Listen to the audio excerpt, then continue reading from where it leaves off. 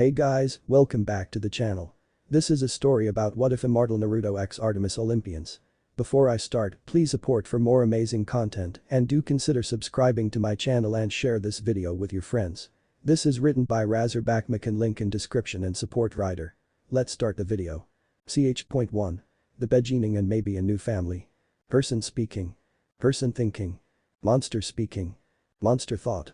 The 8-year-old Naruto could be seen running for his life again. From what you might ask, well, the very people that were supposed to protect him from the mobs, which were chasing after him as well. Suddenly he felt something wrap around his legs and make him fall on his face. He looked back and saw 4 white animal masks staring back, just some random Anbu. One was holding the end of the wire wrapped around his legs. He tried to wiggle his way out of it, but before he could the mob had caught up to him. The Anbu just waited until he was near death to break it up. Alright, you had your fun, now get out of here. The crowd quickly dispersed because no one messed with the Anbu. Heh. What do you say to a little jutsu practice? If you could see the others' faces, they would all have evil smirks on them. They all ran through the hand seals and called out. Fire style. Dragon fire technique. Lightning style. Lightning dragon missile. Earth style. Great earth dragon release. Wind style. Great breakthrough. Water style. Liquid bullet technique. But before they can hit, a huge earth wall rose out of the earth and stopped the attacks. The Anbu paled and took a step back. Why? Because the Hokage was on top of it with a very pissed off look. That's all Naruto remembers before passing out from blood loss. 2 hours later he woke to find himself on the couch in the Hokage's office.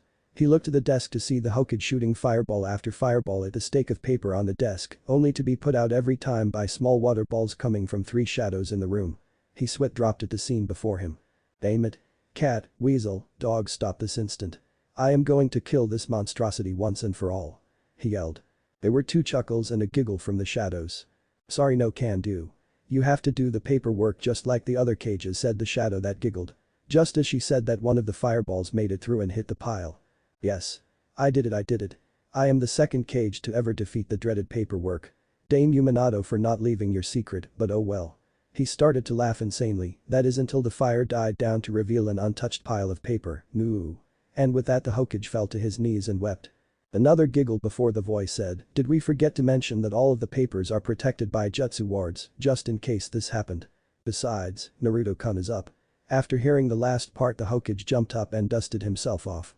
Ah, Naruto-kun, how are you feeling? Naruto sat up and rubbed his head before saying, my head hurts, but other than that I am fine. He stops and just stares at the wall for a while until he asks what has been bugging him for the past 2 years. Old man, why does everyone hate me? Sarutobi was about to start spouting his whole forgive their ignorance thing and how it wasn't Naruto's fault, but then he got another idea. He thought about it for a minute before saying, fuck it. I am sorry Naruto, I can't tell you that. The boy had an angry look on his face before Sarutobi continued, but I can set you up in a place that you can find out. Would you like that? He got an eager nod. Alright, cat that Naruto come to this address and they go and get his things from the orphanage. But that an ANMB with purple hair came out of the shadows and took the slip of paper. Hi is all she said before disappearing with Naruto. Outside an apartment. This is it, Naruto-kun. Take a look around while I go get your things. With that said, she disappeared in a swirl of leaves. Naruto entered his new home and felt a small tugging towards a loose floorboard. He walked over and moved the board over to the side to reveal a small scroll with his name on it. Now Naruto wasn't the dumb blonde everyone thinks he is, so he put 2 and 2 together and realized this is what the old man was talking about when he said a place where he could find out why everyone hates him. He opens the scroll and reads. Dear Naruto. I'm sorry I have to do this, Naruto, but it's for your safety. My name is Hades, Greek god of the underworld and the dead. You must be wondering who your mother is since I'm your father. Well, your mom, Uzumaki Kushina, caught my eye and I fell in love with her. Now I was under guise during my entire stay. My name was Namikaze Minato, so yes, you are the son of the Yondaime Hokage and we were deeply in love with each other. At first I wanted you to try to have a normal life in your home, but as things turned out differently than I had hoped, I wish for you to come to my world and go to a camp for other half-bloods such as yourself. It will keep you safe. Also, Zeus would have killed you if he found out I had a kid, old sibling rivalry and such. I asked the same dame to watch you because he seemed the wisest person there. I also told him to send you to this apartment when he thought it was time for you to know. Son, this is probably a lot for you to take in, but I want you to now. I will and always will love no matter what you do. I'm going to tell you why this village will most likely hate you is because the Kyuubi had broken out of its prison in the pits of Tartarus. I sealed him in you because only you could hold him, and he will more than likely help you with your training, due to the facts of the demon not wanting a weak host and not wanting to die. Now in this scroll is a teleporting technique only beings with the blood of a god or goddess can prefer. Also because of me being your father, one of your elements is going to be fire. Ask the Sandium for some chakra paper to determine your other elements if you have any. Your mother was a very skilled ninja when she was alive, left you all of her jutsu for you. Well, from me you can use the flames of hell as well as being able to raise the dead. I also left a scroll sealed in this one for all of these things. You can also command the lesser monsters among other things. With them comes more things in this scroll. Books on English and ancient Greek, books on mythology, a summoning scroll, some of our world cloths that will fit you when you decide to come because of their magic, and instructions on how beings with god or goddess blood teleport. Either if you come here or stay where you at, we will always be proud and believe in what you believe in. From your caring father and mother. Hades and Kushina. He heard the cat Anbu coming in and quickly hid the scroll. He needed to think this through before doing anything. At night. Brip. Brip. Brip. Naruto awoke in a sewer looking at a huge cage with a slip of paper on it that said seal. Where the hell am I? Naruto asked, looking around the gloomy sewer that keeps letting water drip. So I can finally call my container, said a voice inside the cage as a giant fox stepped forward. About damn time, I've been in here forever with nothing to do, Dumbus. It groaned. So you're the Kyuubi, right? That's what the scroll said. He asked in an all too calm voice, you don't seem so scary to me. Good, you found the scroll so this will be much easier. As for the comment about me not being scary, with that said he relished a sudden burst of his demonic killing intent. Naruto could barely breathe due to the invisible pressure bearing down on him. Naruto shook his head after Kyuubi released it and regained his composure. Look, I don't like our arrangement, so I'm going to make you a deal. Kyuubi said with a growing smirk. Naruto's eyes narrowed. What kind of deal? This better not be a trick. He warned the demon, but was also interested in what he had to say. Kyuubi let out a disturbing chuckle before continuing. Simple, you let me free, and me and all other kitsunes I command will act as your summons, and only ones of you blood will be able to sign the contract. The great demon laid all of his chips on the proverbial table and waited for a response. Naruto became enraged. I knew it. You're just gonna get out and say you'll give me that contract, but I won't survive the separation. Why, you lowly, he didn't get to finish. Quiet, whelp. I am going to leave you with a tail of chakra so your body has time to adjust to not having me in it, and you'll also keep your healing abilities, so don't even try that lame-ass excuse. But it will also make your chakra slightly demonic. Nothing major, but you'll gain some feral qualities. Kyuubi all but roared.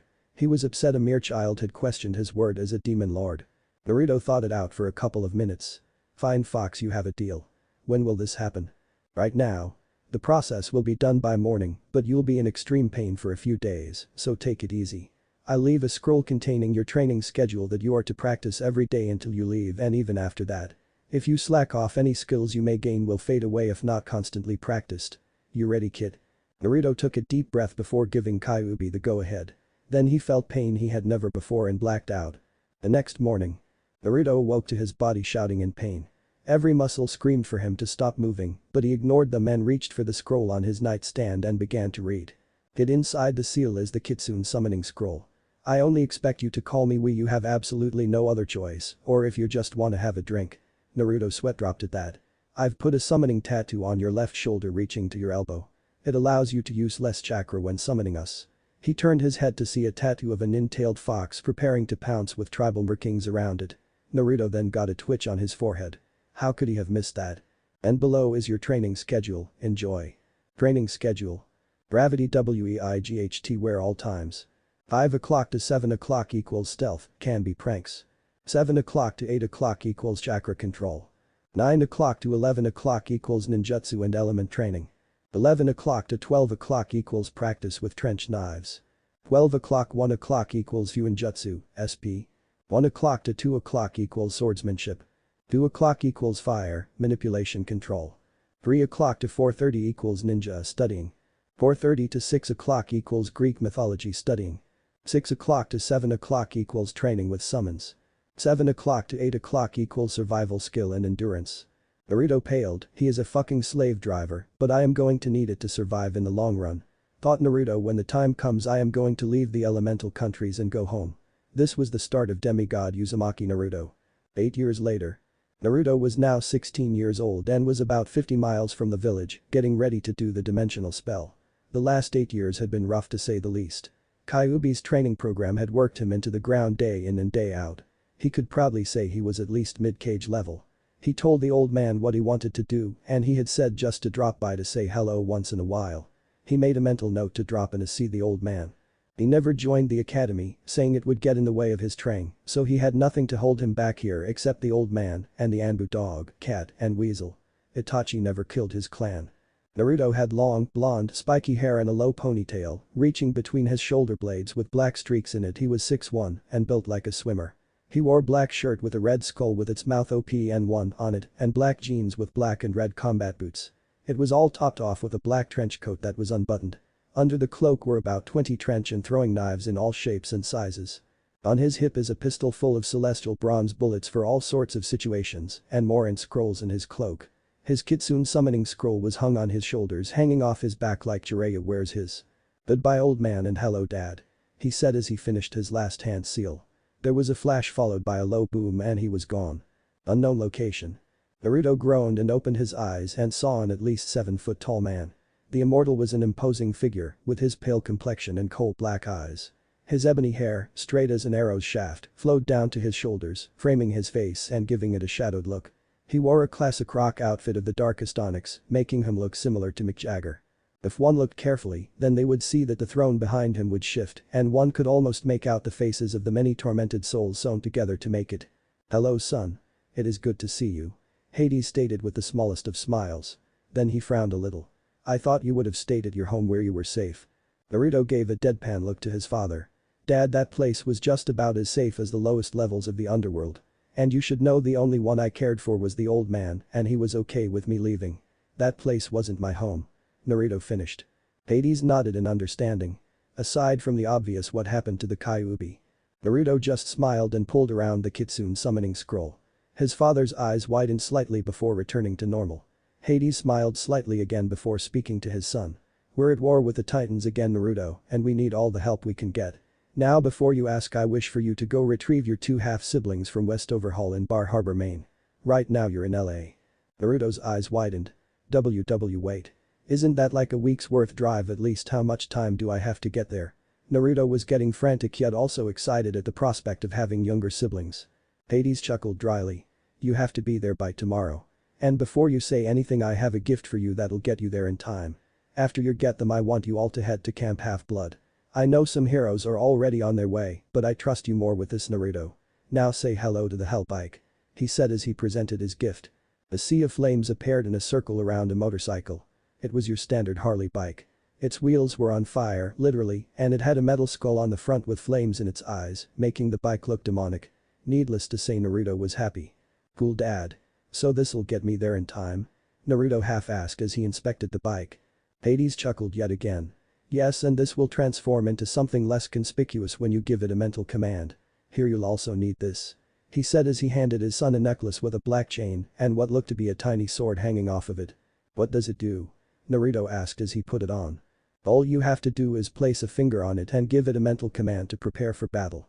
I have a feeling you'll need it." "Alright dad, I'll go and pick him up and head to that camp you told me about. What are their names?" Naruto got on his new ride and was about to leave when Hades stopped him. "Now Naruto, Safedly first.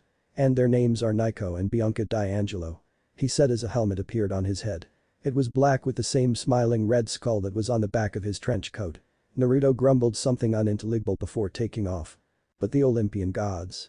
The Olympians, no matter where they were, felt a powerful being coming through a dimensional rift. When they tried to locate it all attempts failed. They became curious except for Hades who knew it was Naruto that had caused this ruckus. No one noticed his discomfort except for Athena and Zeus who were analyzing his reaction. The other gods were talking among themselves wondering what it could be. "This being is strong, maybe as strong as a minor god. We will monitor this being later and see what the fates hold for it later. Back to your duties," said Zeus in a non-caring manner in a message he sent to all of the gods. The other gods went back to their business with Hades hoping Naruto wouldn't cause too much trouble. Naruto, I have a feeling this is going to be a whole lot of trouble," Hades thought to himself before heading to meet his brother Zeus about setting up a meeting with all the other Olympian gods to inform them of Naruto. But Percy, Bianca and Nico being lead off by Dr. Thorne. "What are you doing Jackson?" hissed Dr. Thorne. "Keep moving." Bekri kept shuffling. "It's my SH Elder," he lied, faking being extremely miserable. It burns. Percy had black hair and green eyes. He was an average-size kid for a 13-year-old. Nico and Bianca both had ebony hair. Nico's was messier than Bianca's and coal-black eyes with pale skin. Nico was 10 and Bianca was 12. Ah. My poison causes pain. It will not kill you. Walk. Thorn herded them outside. Percy was desperately trying to tell Grover he was in trouble through their empathy link. Halt. Thorn said after they had reached a cliff outside the woods. Thorn started fiddling with something and said, "The package is ready to deliver." Percy started looking for a way out and saw the sea behind him, but he could only save himself if he jumped and he wouldn't leave these two to the mercy of Dr. Thorn. Suddenly Percy was hit by an invisible force that pushed him down. "Watch out." Was said to recognize the voice right away. It was Annabeth Chase, daughter of Athena, who had blonde hair and stormy gray eyes. She looked like any girl her age would at 13. Thalia charged from her hiding spot with her spear and shaled, "Aegis. For Zeus." She shouted. As the group tried and failed to defeat the manticore, a clear piercing sound. The call of a hunting horn resounded through the woods. The manticore froze. "No," Thorn said, "it cannot be." His sentence was cut short when something shot past the group like a streak of moonlight. A glowing silver arrow sprouted from Thorn's shoulder. He wailed in agony. "Curse you. This is direct interference. It is against the ancient laws." The manticore shouted as the hunters came out of the woods and aimed their bows towards him. One hunter asked something. Lady Artemis permission to kill. She was tall and graceful with coppery-colored skin. Unlike the other girls, she had a silver circlet braided into the top of her long dark hair, so she looked like some kind of Persian princess. She looked to be around 16 years old. "Not so," a girl said from the group. The only one who hadn't drawn her bow. She was a little younger than most of the girls in her group. She had auburn hair gathered in a ponytail and strange silvery yellow eyes like the moon. Her face was beautiful, but her expression was stern. "The hunting of all wild beasts is within my sphere. And you, foul creature, are a wild beast." She turned to the oldest girl in the circle. "Zoe, permission granted." But just before the hunters fired their arrows, everyone heard a new noise. It sounded like an engine and something flying through the air. Without warning, a giant obsidian blade with a skull at the end of the handle flew right past the hunters and struck the manticore dead center of his chest. Everyone was stunned, even Artemis. Then a hellish-looking motorcycle broke into the clearing and charged straight for the manticore. Still in his shock, he didn't move. The rider pivoted his bike so the back flaming wheels slammed into the manticore's face while one of his hands retrieved his blade. The force of the blow threw Dr. Thorn off of the cliff. And all finally got a clear view of the one responsible for the act. He wore a black helmet with a smiling red skull where his face should be and had on a black trench coat and cargo pants and black combat boots. The figure squeezed his blade's hilt and it turned into a necklace. He then got off and took his helmet off. It was Naruto Uzumaki. Blonde hair and all. The sound of the chopper that had arrived snapped them from their stupor. Artemis turned it into a bunch of birds. Then everyone noticed the new arrival walking calmly towards Nico and Bianca. Percy acted without thinking and got in front of them with his blade riptide ready to defend them. Then Naruto suddenly disappeared and reappeared behind Percy, not even breaking in his stride toward the D'Angelo children. This stunned everyone, including Artemis, who was surprised a mortal could move with such speed.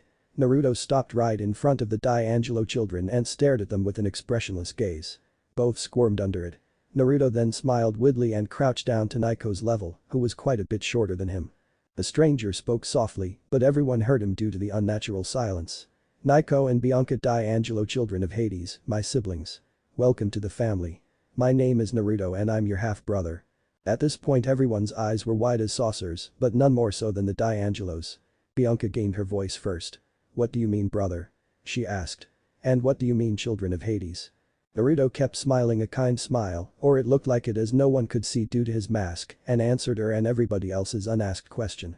"Exactly as it sounds. We have the same father but different mothers. The Greek gods and goddesses are real. One of them, Lady Artemis, is standing right over there. Our father is the god of the underworld and dead, Hades. And he sent me to make sure you both made it.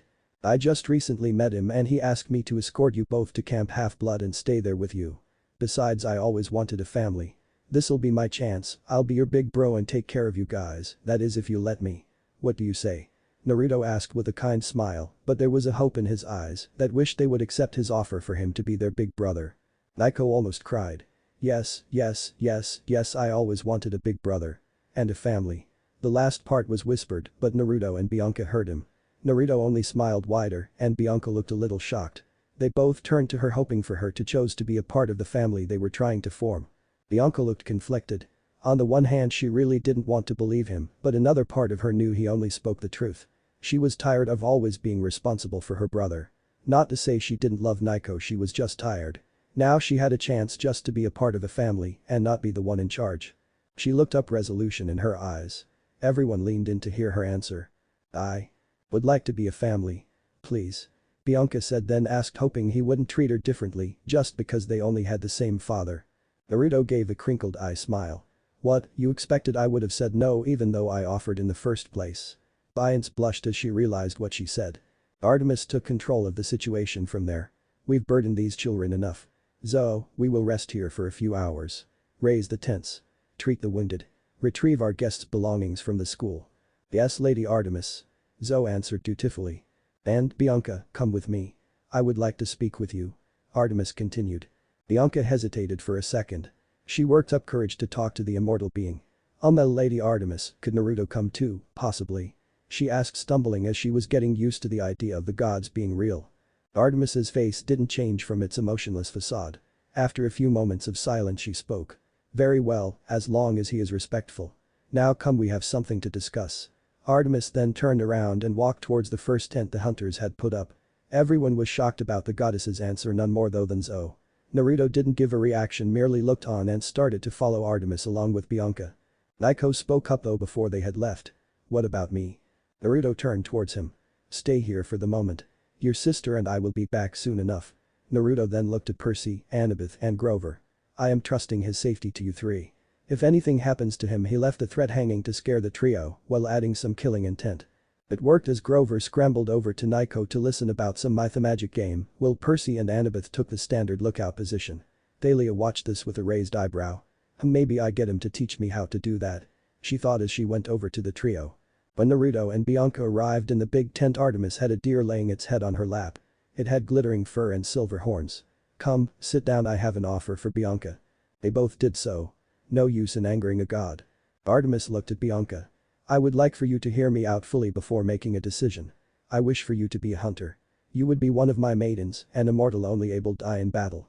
The only thing you must give in return is a promise to swear off men forever. What do you say? Naruto merely closed his eyes. He heard Artemis's offer to Bianca. She turned to him with a distraught look on her face. Naruto sighed. Bianca, it is your choice. I will support you no matter what you choose. But you should know that accepting means you will very rarely see Nico and I. I'm not trying to get you to say no, but you should know what it would affect. Mostly Nico, as he would be hurt, but we are family and that will never change no matter your choice. Naruto spoke calmly so he would not offend Artemis or Zo. Artemis and Zo were surprised by his small speech. Zo scowled a second later. TCH, he is probably trying to manipulate her into staying. All men are the same. Artemis only raised a brow. I do not know what to make of this man. He spoke no lies and seems to be only looking after his family. I will have to look more into him to see if he is honest about his intentions. Bianca took a few minutes to think. She looked at Artemis before speaking. I'm sorry, Lady Artemis, but I just got a family and I would like to keep it. Sorry. She finished. Artemis eyed. No need to apologize. Not many would choose family over immortality. Your choice says much about your strong will. No, come, we all must leave this place and you demigods have to return to your camp. They all got up and headed for the other half-bloods. When Artemis said they would be departing, Percy told the goddess what Thorn had said. Artemis only narrowed her eyes when she heard the information. Zo looked at her patron. The scent, my lady? She questioned for confirmation. Yes, was her reply. Naruto narrowed his eyes. Wait a minute. What is the scent? Artemis eyed. Things are stirring that I have not hunted in millennia. She murmured. Pray, so old I have nearly forgotten. She stared at Percy intently. We came here tonight sensing the manticore, but he was not the one I seek. Tell me again exactly what Dr. Thorne said. Percy was nervous being put on the spot. I hate middle school dances. No. After that. Artemis had started to get annoyed. He said somebody named the general was going to explain things to me. Zo paled when she heard that. She turned to Artemis and started to say something, but Artemis raised her hand. Go on, Percy. Well, then Thorne was talking about the great stir pot, Bianca corrected him. Stirring, Percy recovered quickly after that. Yeah. And he said, soon we shall have the most important monster of all, the one that shall bring about the downfall of Olympus. Percy finished. The goddess was so still she could have been a statue. Zo looked like she was trying very hard not to be afraid. She tried to say something again, but Artemis cut her off. No, I've been too slow to see the signs. I must hunt this monster alone. Zoe nodded. What shall we do then, my lady? She queried. You shall go to the camp with the half-bloods. I will find this creature. Artemis vowed. And I shall bring it to Olympus by the winter solstice. It will be all the proof I need to convince the council of the gods of how much danger we are in. Naruto had a bad feeling about the entire situation. He looked at Artemis before speaking. You know what this monster is, don't you? He asked. Artemis gripped her bow. Let us pray I am wrong. Was all she said. Naruto chuckled. Can goddesses pray? He asked. This caused everyone to relax slightly. A flicker of a smile played across Artemis's lips. Before I go, Naruto Uzumaki, I have a small task for you. Naruto gave her his patent eye smile. Does it involve getting turned into a jackalope? Naruto asked. Sadly, no. I want you to escort the hunters back to Camp Half-Blood. They can stay there in safety until I return. Zoe didn't like this one bit. What? She blurted out. But Artemis, we hate that place. The last time we stayed there she tried to finish, but Artemis cut her off. Yes, I know. She said. But I'm sure Dionysus will not hold a grudge just because of a little, misunderstanding. It's your right to use cabin 8 whenever you are in need. Besides, I hear they rebuilt the cabins you burned down. Artemis said in a stern tone. Zoe only muttered something about foolish campers. But Artemis continued as if nothing happened. And now I will call my brother for a ride to get you all to camp before I depart. He will be here at dawn. Hours later. Finally the sky began to lighten. Artemis muttered. About time. He's so lazy during the winter. There was a sudden burst of light on the horizon. A blast of warmth. Don't look. Artemis advised. Not until he parks. Parks? Was the thought of every non-hunter. Everyone averted their eyes. The light and warmth intensified until winter felt like it had melted away. Then the light died down. When everyone opened their eyes they saw a car. Well, the car was a red convertible Maserati Spider. It had a glow to it that made it look superheated, which it was. The snow around it had melted in a perfect circle and everyone was now standing on grass. Then the driver got out, smiling. He looked about 17 and had sandy blonde hair with outdoorsy looks. The driver wore jeans and loafers with a sleeveless t-shirt. Wow, Thalia muttered. Apollo is hot. He's the sun god. Percy said with a raised eyebrow. Naruto quietly snickered at the scene. Little sister. Apollo called. What's up? You never call. You never write. I was getting worried. Naruto smirked. He could get along with this guy. Artemis sighed. I'm fine, Apollo. And I am not your little sister. She hissed the last part. Hey, I was born first. The sun god argued. We're twins. How many millennia do we have to argue? So what's up? He interrupted. Got the girls with you, I see. You all need some tips on archery? He asked with a dazzling smile. Artemis grit her teeth. I need a favor. I have some hunting to do, alone. I need you to take my companions to Camp Half-Blood. Sure sis. Then he raised his hands in a stop-everything gesture. I feel a haiku coming on. The hunters all groaned. Apparently they'd met Apollo before. He cleared his throat and held up one hand dramatically. Green grass breaks through snow. Artemis pleads for my help. I am so cool. He grinned at us waiting for applause. All he got was a weird giggle from Naruto who was reading a small orange book.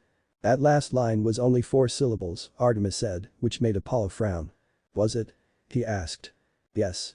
What about I am so big-headed? She suggested with a smirk. No, that's 6 syllables. He replied ignoring her insult and started muttering to himself. His own nightshade turned to the demigods. Lord Apollo has been going through this haiku phase ever since he visited Japan. 'Tis not as bad as the time he visited Limerick. If I have to hear one more poem that started with, there once was a goddess from Sparta. Apollo cut her off. I've got it. He announced. I am so awesome. That's 5 syllables. He bowed, looking very pleased with himself. Everyone was kinda caught off guard. Well, except Naruto. He nodded his head like it made complete sense to him. And now, sis, transportation for your hunters you say. Good timing, I was just about to head out. These demigods will also need a ride. Artemis said, pointing to Naruto and the gang. Some of Chiron's campers. No problem. Apollo checked us out. Let's see. His gaze stopped at Naruto. Now tell me why I would transport you, son of Hades. You caused all that trouble when you broke into our dimension. So many meetings I had to go to. He had a fire in his eyes that promised pain and a smirk on his face. When he stopped, Artemis's eyes widened and everyone else looked confused. To his credit, Naruto didn't flinch. He didn't even look up from his book. Percy and the others went wide-eyed when he didn't do anything, even Artemis.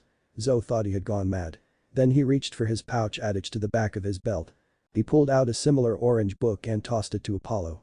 The god caught it, opened it, and started reading. Then at the same time both god and demigod let out a short pervy giggle. Everyone faulted from the exchange, except Artemis who had a massive twitch above her brow. Apollo started to laugh as he put away his book. "You're alright kid. You got yourself a ride," Apollo said with a wild grin on his face. Artemis spoke to her brother in a dangerous whisper. "If you ever do that in front of me again, god or not, I will turn you into an anteater." Apollo paled while everyone else edged away from the deranged goddess. Why yes sis, whatever you say," Apollo stuttered. Artemis rolled her eyes then looked at the others. "I will see you by the winter solstice. Zoe, you are in charge of the hunters. Do well. Do as I would do." Zoe straightened. "Yes my lady." Artemis sprinted off into the woods and melted with the shadows. Apollo flashed another dazzling smile. "Alright, I don't like getting out of sports car mode, but this is the only way we can all fit." He took out his keys and beeped the security alarm. The sports car glowed brightly. When it died down the Maserati was replaced by a charter bus. Apollo grinned, jangling the car keys on his finger. "So, who wants to drive?" The statement caught many off guard. When Naruto raised his hand Zoe slapped it down. Naruto touched his motorcycle and it turned into a pair of forearm bracers with hidden blades in them. 1. As everyone loaded onto the bus Apollo pulled Naruto aside. "Hey, you got any more of those books?" he said in a pervy whisper. Apollo had insisted that Thalia drive them back. Which in hindsight wasn't a good idea. She was shaking the entire time, like she had experienced something traumatic. Naruto made a mental note to talk to her when they were alone. Naruto then turned to Apollo. "Does this thing have seatbelts?" Apollo smiled nervously. "Well you see I've never really needed them before, so no it doesn't." After a bumpy ride Thalia had crashed into the Camp Half-Blood Canoe Lake. The bus bobbed to the surface, along with a couple of capsized half-melted canoes. "Well," Apollo said with a brave smile. "That went well don't you think? Let's go see if we boiled anyone important, shall we?" The camp was not what Naruto had expected. He thought they would be preparing for an all-out war, but it just looked like a summer camp for kids on steroids. It was covered in snow, and the cabins were decorated with tiny flickering lights. Kind of a letdown. "Whoa," Nico said as the group walked towards the big house. "Is that a climbing wall?" "Yeah." Percy said with a knowing smile. "When you've been trained enough you'll get to climb it as well." Naruto snorted as Nico was amazed at the prospect of climbing the lava wall. Everyone looked at him with a cocked eyebrow. Naruto sighed before explaining himself. "When we arrived at the camp I expected you all to be preparing for this big war coming, but instead you're all preforming the bare minimum required for any of you to survive the coming battles. That wall and all the other stuff you have here that is supposed to be top training is at most a light workout for me," he said calmly while continuing his walk to the big house. Everyone was stumped at the declaration. Their camp was a light warm-up. Just what are exactly his training methods? "I can tell you one thing, if this is how you train your heroes, then neither Nico or Bianca will participate in the coming war." Naruto continued not breaking his stride toward the big house. Most of the group stopped walking except Zoe, but even she faltered a little when he had finished his speech. Percy was floored. How could this guy basically call them weak and forbid his siblings to aid them in the war with Kronos? Wait a minute, you just can't come here and say all of that. We train hard for our skills. We fight for our lives most of the time against bloodthirsty monsters. And you can't just forbid Nico and Bianca from helping us," Percy said after he got over his initial shock. Nico spoke up as well. "Yeah Naruto, I wanna help them. I wanna fight." Bianca looked on with a worried expression. Then she turned to Naruto. "I'm not going to argue with you, but why would not allow us to fight alongside the others?" Naruto sighed as he slowed to a halt and turned to face the group. "When Apollo said that I broke into your dimension he wasn't kidding. Death is the same in all universes. That is why Hades has control over the other realms of death. He fell in love with my mother and had me. My world is in a constant state of war. It's kill or be killed. The only main differences our two worlds have is in mine, we can manipulate the elements to such a degree that we created techniques for each element and used them in battle. My world has had 4 great shinobi world wars. A shinobi is basically a ninja, but with the ability to manipulate said elements and use other techniques such as the summoning jutsu. The number of deaths in each war was so high no one even bothered to count. I myself have fought in 2 smaller wars, but they were brutal and grueling. I watched as many people died right beside me. I will not allow Nico or Bianca to be put at that risk because of a lack of serious training." Naruto spoke in a deadly serious voice. It had silenced the entire group. Naruto then turned and started walking to the big house. He didn't even turn his head when he spoke again. "Are you coming or not? We do have a meeting to be at." And this seemed to knock everyone out of their horrified stupor and start walking to the big house. Zo's eyes widened slightly, then softened a little as Naruto finished his tirade. Maybe I have misjudged this man. He knows the horrors of war and wishes to protect his family, even though he has just met them. This will require me to watch him more and gather information, something that I strangely enjoy. She sighed before moving with the rest of the hunters. Naruto sighed before speaking again. If you want, I can implement some of my training regiment into your schedules. Not all of it, that would kill most, if not all of you. Naruto offered. This is also open to the hunters if you wish to attend, but no one is forcing you. Zo seemed to think about the offer. On one hand, she would have to practically follow orders from a man. But she could also learn of his skills in further detail and his so-called training methods. After a few more minutes she spoke. I will attend to your training session. But don't get any ideas. This surprised everyone except Naruto, who merely nodded and continued back towards the big house. The hunter walked next to Zo and spoke in a whisper. Are you sure we can trust a man? She had said the word man with extreme distaste. Zo shook her head. No, I'm not sure if we can trust him, but if his training can make us stronger, then I'm willing to try. As much as I hate to admit it, he is right about one thing. People die in war. If his training can increase the hunter's chances to survive, then so be it. He spoke of the horrors of war, and I could tell he was telling the truth. That is one thing no one can truly lie about. The hunter nodded in understanding. Zo then spoke to Naruto. Son of Hades, when is the first training session? Naruto thought about it for a few seconds before speaking. Tomorrow morning at 5 AM sharp. We all need to rest up and relax before we crack down on training. Zo nodded her assent to the plan. Annabeth joined the conversation at this point. I'll be there as well, but now we need to check in with Chiron. She turned to Zo. You may want to come as well. Zo's face darkened. I have met Chiron before. Tell we are using cabin 8. With that, the hunters walked up to the cabin. Naiko interjected quickly while he had the chance. Who's Chiron? He asked. I don't have his figurine. Our activities director. Percy said, continuing where Annabeth had left off. He's well, you'll see. Percy left much to the imagination with that one. If those hunter girls don't like him, Naiko grumbled. That's good enough for me. At this, both Naruto and Bianca chuckled. On the way to the big house, they had passed the camp forge, armory, and the camp store. The big house was decorated with strings of red and yellow fireballs that warmed the porch but didn't seem to catch anything on fire. Inside, flames crackled in the hearth. The air smelled like hot chocolate. Mr. D, the camp director, and Chiron were playing a quiet game of cards in the parlor. Chiron's beard was shaggier for the winter. His curly hair had grown a little longer. He had a blanket on his lap that almost hid his wheelchair completely. He smiled when he saw the group come up to him. Percy. Thalia. Annabeth. Ah, and they must be. Percy filled him in. Naiko and Bianca D'Angelo, as well as Naruto. Naiko, Bianca, and Naruto are all Percy shied off as he didn't really know how to finish. Chiron let out a sigh of relief. So you succeeded, then. Percy was starting to get nervous. Well, kinda. Chiron's smile melted. What's wrong? And I thought there were only 2 half-bloods at the school. Percy told Chiron the tale of their adventures. Oh gods, Mr. D said in a slightly annoyed voice. Not another one. Naruto took this time to introduce himself. Hello Mr. D, I'm Naruto Uzumaki. May I join the game? He asked. Mr. D's eyes narrowed slightly while Chiron's went wide. Mr. D spoke after a few tense moments. Ah, so you're Hades' son. The one who caused all of that ruckus on Olympus. Sure, why not, as long as you know how to play pinochle. Oh, and before I forget, Zeus has told me to bring you to Mount Olympus for a meeting. But I suppose we can play a game or two, wouldn't hurt. Naruto shrugged his shoulders in acceptance and they started to play their game. Naruto somehow had managed to win every game. After a while, Dionysus cursed his luck. Are you sure you haven't played this game before? He asked Naruto. Nope. Well, don't we have a meeting to go to? Naruto asked. Dionysus merely waved him off. I can take us there in an instant, but I suppose getting it over with would be better. Come on, let's go. Chiron, you're in charge while I'm gone. And then they were gone, leaving behind only the smell of grapes.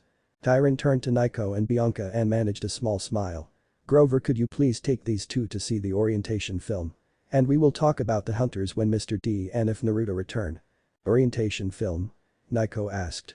Is it G or PG? QS Bianca is kinda strict. It's PG-13. Grover interrupted. Cool. Naiko shouted happily and followed him out with a grumbling Bianca. Just before they were gone, Bianca turned to Chiron. Hey, where will we stay since Hades doesn't have a cabin? She questioned.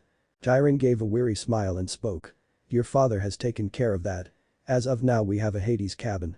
At Mount Olympus, council room. 10 of the 12 Olympian gods were in their seats. Artemis was still on her hunt. Zeus was in the center with an angry scowl covering his face. Dionysus appearing with the subject of the meeting caught everyone's attention. As Dionysus walked towards his seat, Naruto looked at his father and walked forward and got on one to bow to Hades. Hades had a small smirk on his face, knowing his son hated doing such things even when they were needed. Why are bowing to him, boy? It is the entire council that will decide your fate. Zeus said in annoyance. Naruto looked up with a blank face. Well, as blank as it could be with his mask on. I pay respect to my father because he has my respect. While I respect each of the gods, I respect him the most for that simple fact. The other gods nodded to this except Zeus. His eyes only seemed to narrow even more. He spoke soon after Naruto had. Tell me why we should spare your life, boy. Zeus said mockingly. When Zeus saw he had something to say, he motioned for him to speak. Naruto sighed before speaking. The great prophecy does not apply to me because I have already turned 16. And I would appreciate it if you didn't call me boy. I haven't been one for a long time now. Zeus raised an eyebrow. Yes, we heard from your father about the world you are from. I am most interested about what your elements are. We also know of the wars you have fought in, even though you weren't a soldier or ninja or whatever it was. Naruto caught that he was ordering him to tell them his elemental abilities. He was headstrong but not stupid, so he answered. I am able to use wind, fire, and lightning. Zeus's eyes narrowed and his scowl deepened. Thunder roared outside the council room. And why should I allow you, son of Hades, to use my element? Zeus said in a dangerous whisper. Naruto only reached into his trench coat and activated a storage seal. He pulled out a small scroll and threw it to Zeus, who caught with a skeptical look in his eye. Naruto decided to elaborate. Inside that scroll is knowledge on how I discovered black lightning. All the gods' eyes were wide now, even Zeus. What are you talking about? Explain yourself. Zeus all but shouted. Naruto replied in a calm voice despite the situation. When you condense lightning to an extreme degree, its power will increase exponentially. A side effect is it turns black, hence the name. The one drawback is it requires an absurd amount of control. There is a technique I created as well in the scroll. It is called the Raiten no Yoroi, or the lightning armor. It covers the user's body in lightning, protecting it as well as increasing the user's speed and strength greatly. The gods were surprised that a mortal had accomplished such a feat. Zeus now had a neutral look on his face. And you offer these as gifts to me in exchange for your life? He asked with an expressionless face. Naruto had a similar look in his eyes. Well, I was also hoping for your blessing. I guess I have to pull out the big guns then. He said as he went back to the seal in his coat. All the gods were surprised by his boldness. Zeus only raised a skeptical eyebrow. Naruto pulled out what looked like a sword hilt. When he held up the hilt, all of the Olympians looked skeptical except Hephaestus, whose eyes had widened. You offer a broken blade. Is this a joke, mortal? Zeus said with slight annoyance. Naruto sighed. No, this blade is made of pure lightning. When you channel your energy into it, the blade will come out. To prove this, he demonstrated it. When the lightning sprung from the hilt, everyone was impressed. Even Hephaestus, who decided to voice his approval. Amazing craftsmanship. Did you make this? He asked, clearly impressed with the blade. No. It was made by the Nidaime Hokage of Konohagakure. He specialized in water manipulation. He was even able to pull water molecules out of the air and ride a tsunami into battle. He forged the blade with a Fuinjutsu specialist so it would cover his weakness against lightning. Naruto explained. Zeus eyed the blade critically for a few moments before speaking again. Very well, I approve. You have my blessing to use my element in battle. Your gifts are appreciated. This meeting is over. Everyone was surprised by Zeus's verdict but went back to their jobs nonetheless. Dionysus walked over to Naruto with a raised eyebrow. Well, not what I was expecting, but it'll have to do. Come on, let's go. He touched Naruto's shoulder and they were off. Pamp Half-Blood, big house. Chiron looked up from his book as Naruto and Dionysus appeared inside the big house. Well, since you're not dead, I can only assume the meeting went well, then Naruto? The centaur asked sincerely. Naruto nodded and started to head towards wherever Nico and Bianca were. Chiron seemed to sense this as he spoke again. They are watching our orientation film. I doubt you would need to watch it, so you don't have to. But something you should know is that your father had a cabin built for you three, so that is where you all shall be staying. Naruto nodded again before asking Chiron something. Would it be possible for me to use the forges, or is it strictly for Hephaestus's children? I have been working on a new blade, but it is still not finished. I could probably complete it in a few days if I had the proper equipment. Naruto mused on the last part more to himself.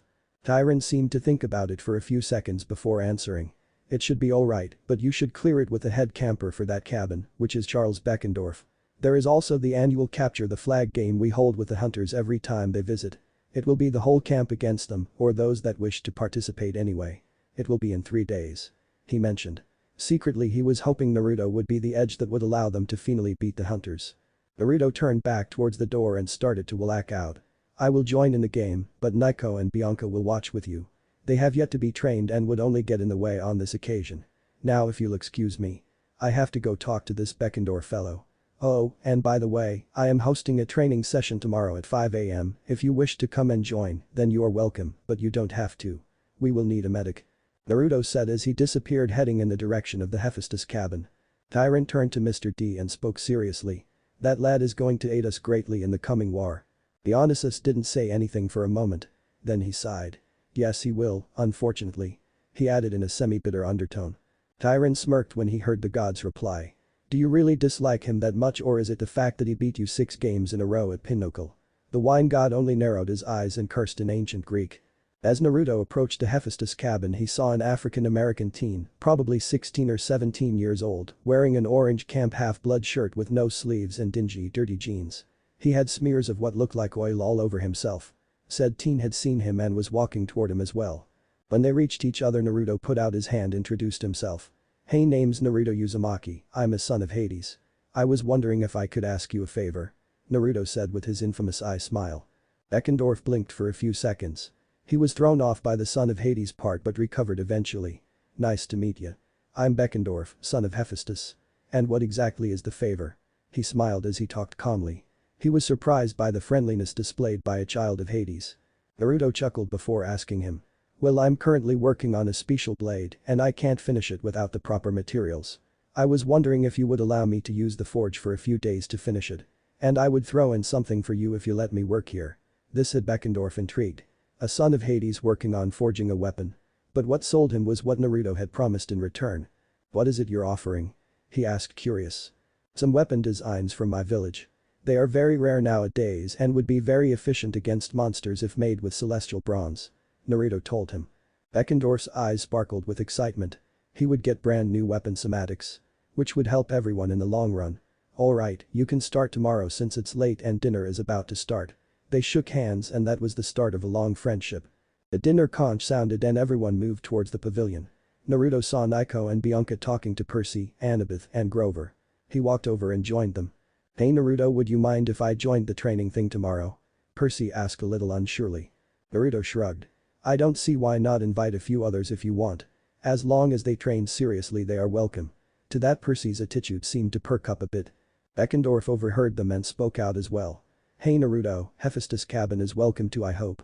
He had shouted over everyone and now all eyes were on Naruto. Yes you guys can come. It's not private, anyone is welcome. Naruto said to everyone. Dinner was as normal as it could be with the hunters glaring at the Ares cabin and them glaring right back. Naruto spoke more with what Nico and Bianca on their lives and their interests. They asked him similar questions and also asked him about where he was from. When they went to bed Naruto had all in all had a pretty good day. He closed his eyes and let blissful unconsciousness take hold of him. The next morning. Everyone had woke up early for Naruto's training session, even the Ares cabin. The Aphrodite cabin was over to the side commenting on how everyone looked. Chiron was leading the group with the hunters and Percy's group not far behind. When they arrived at the location they were told to come to, they saw an army of Narutos fighting one Naruto. Blades were drawn and the battle raged. The sight bewildered them all. Then suddenly a black fox the size of a horse with 2 tails landed in front of the group. Startled everyone drew their weapons, hunters armed their bows and were prepared to fire when a voice stopped them. It was the Naruto fighting the entire army of himself. Stop. He is my summon. He will not attack unless attacked. Naruto shouted, not stopping in his slaughter the entire time. Everyone was starting to ask questions when a voice stopped them. Geez, can't you humans be a little relaxed?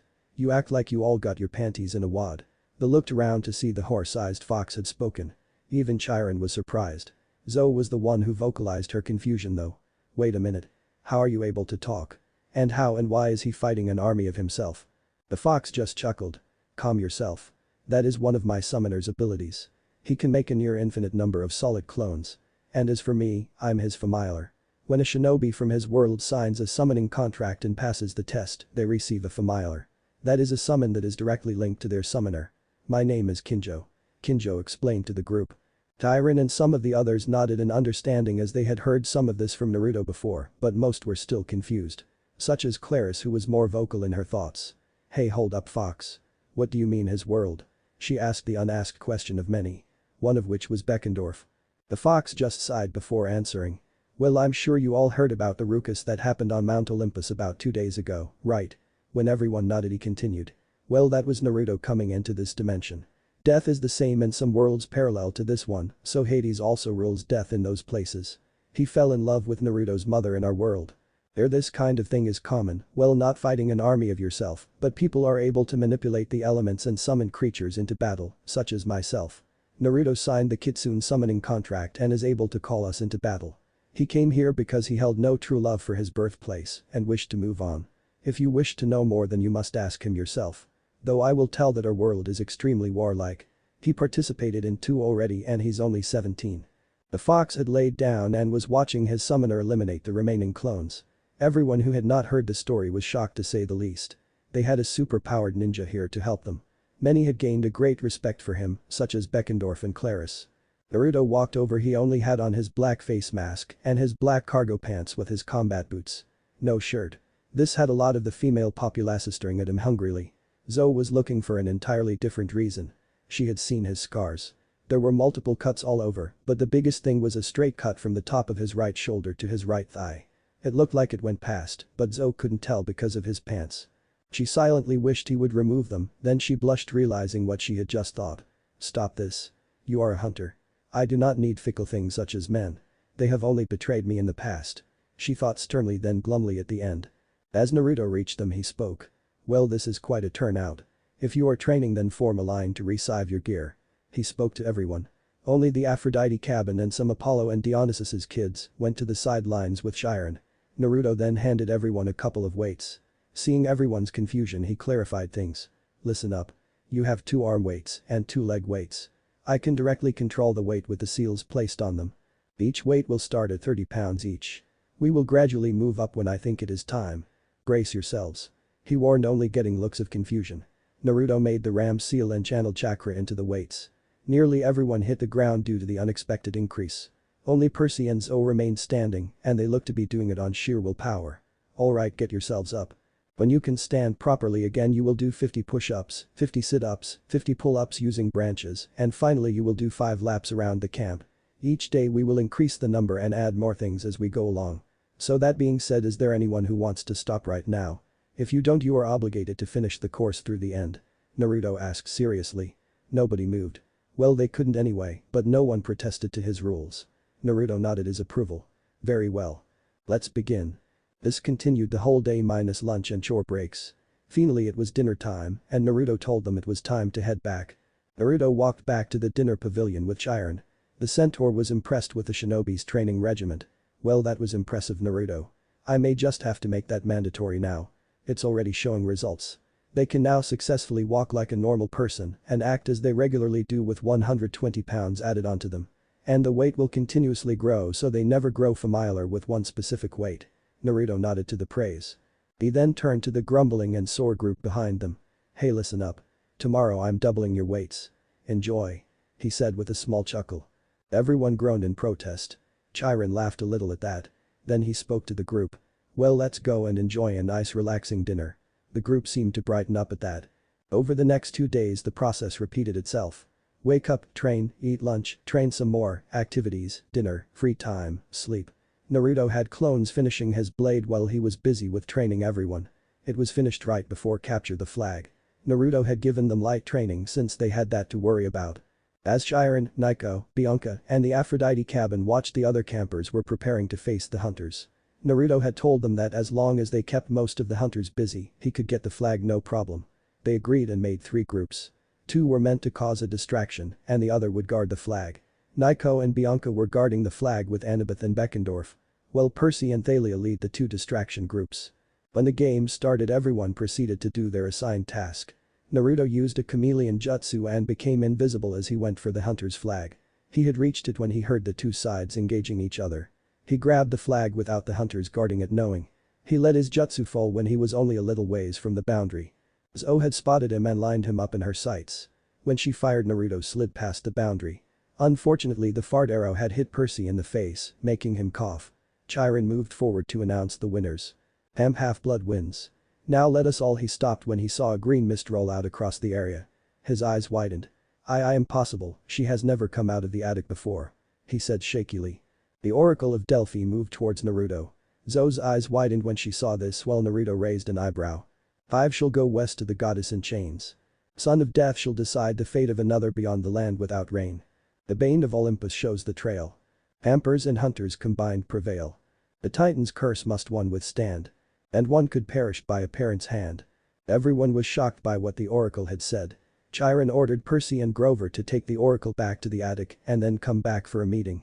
Zoe was glaring at Naruto, and he could guess why. She was mad at him for receiving the quest. Chiron turned to Naruto and the others. A well-played game everyone, now time to go back to your activities. Naruto, Zoe, come, we have matters to discuss. Camp counselors are to report to the big house in 30 minutes for a meeting. And with that everyone started to move and go back to their chores and activities. Half-blood, big house. The council was held around a ping-pong table in the rec room. Dionysus waved his hand and supplied snacks. Cheese whiz, crackers, and several bottles of red wine. Then Chiron reminded him that wine was against his restrictions and most of the people in the room were underage. Mr. D sighed, and with a snap of his fingers the wine turned to Diet Coke. Nobody drank that either. Chiron was back in his wheelchair and sat at one end of the table with Dionysus. Zoe and another hunter took the other end. Thalia, Grover, Annabeth and Percy were seated on the right side of the table and the other head counselors Beckendorf, Selena Beauregard and the Stoll brothers sat on the left. The Ares kids were all suffering from broken limbs. Which happened to be an accident on the hunter's part. Naruto leaned against a wall because he couldn't sit down with his new blade and he didn't want to take it off. The sword itself looked like a giant katana. But it was a foot wide and as tall as Naruto, making it a beam-mouth of a blade. Naruto had forged it so it could break into 7 different blades. He called it the Buster Blade. Zoe started the meeting off on a positive note. This is pointless.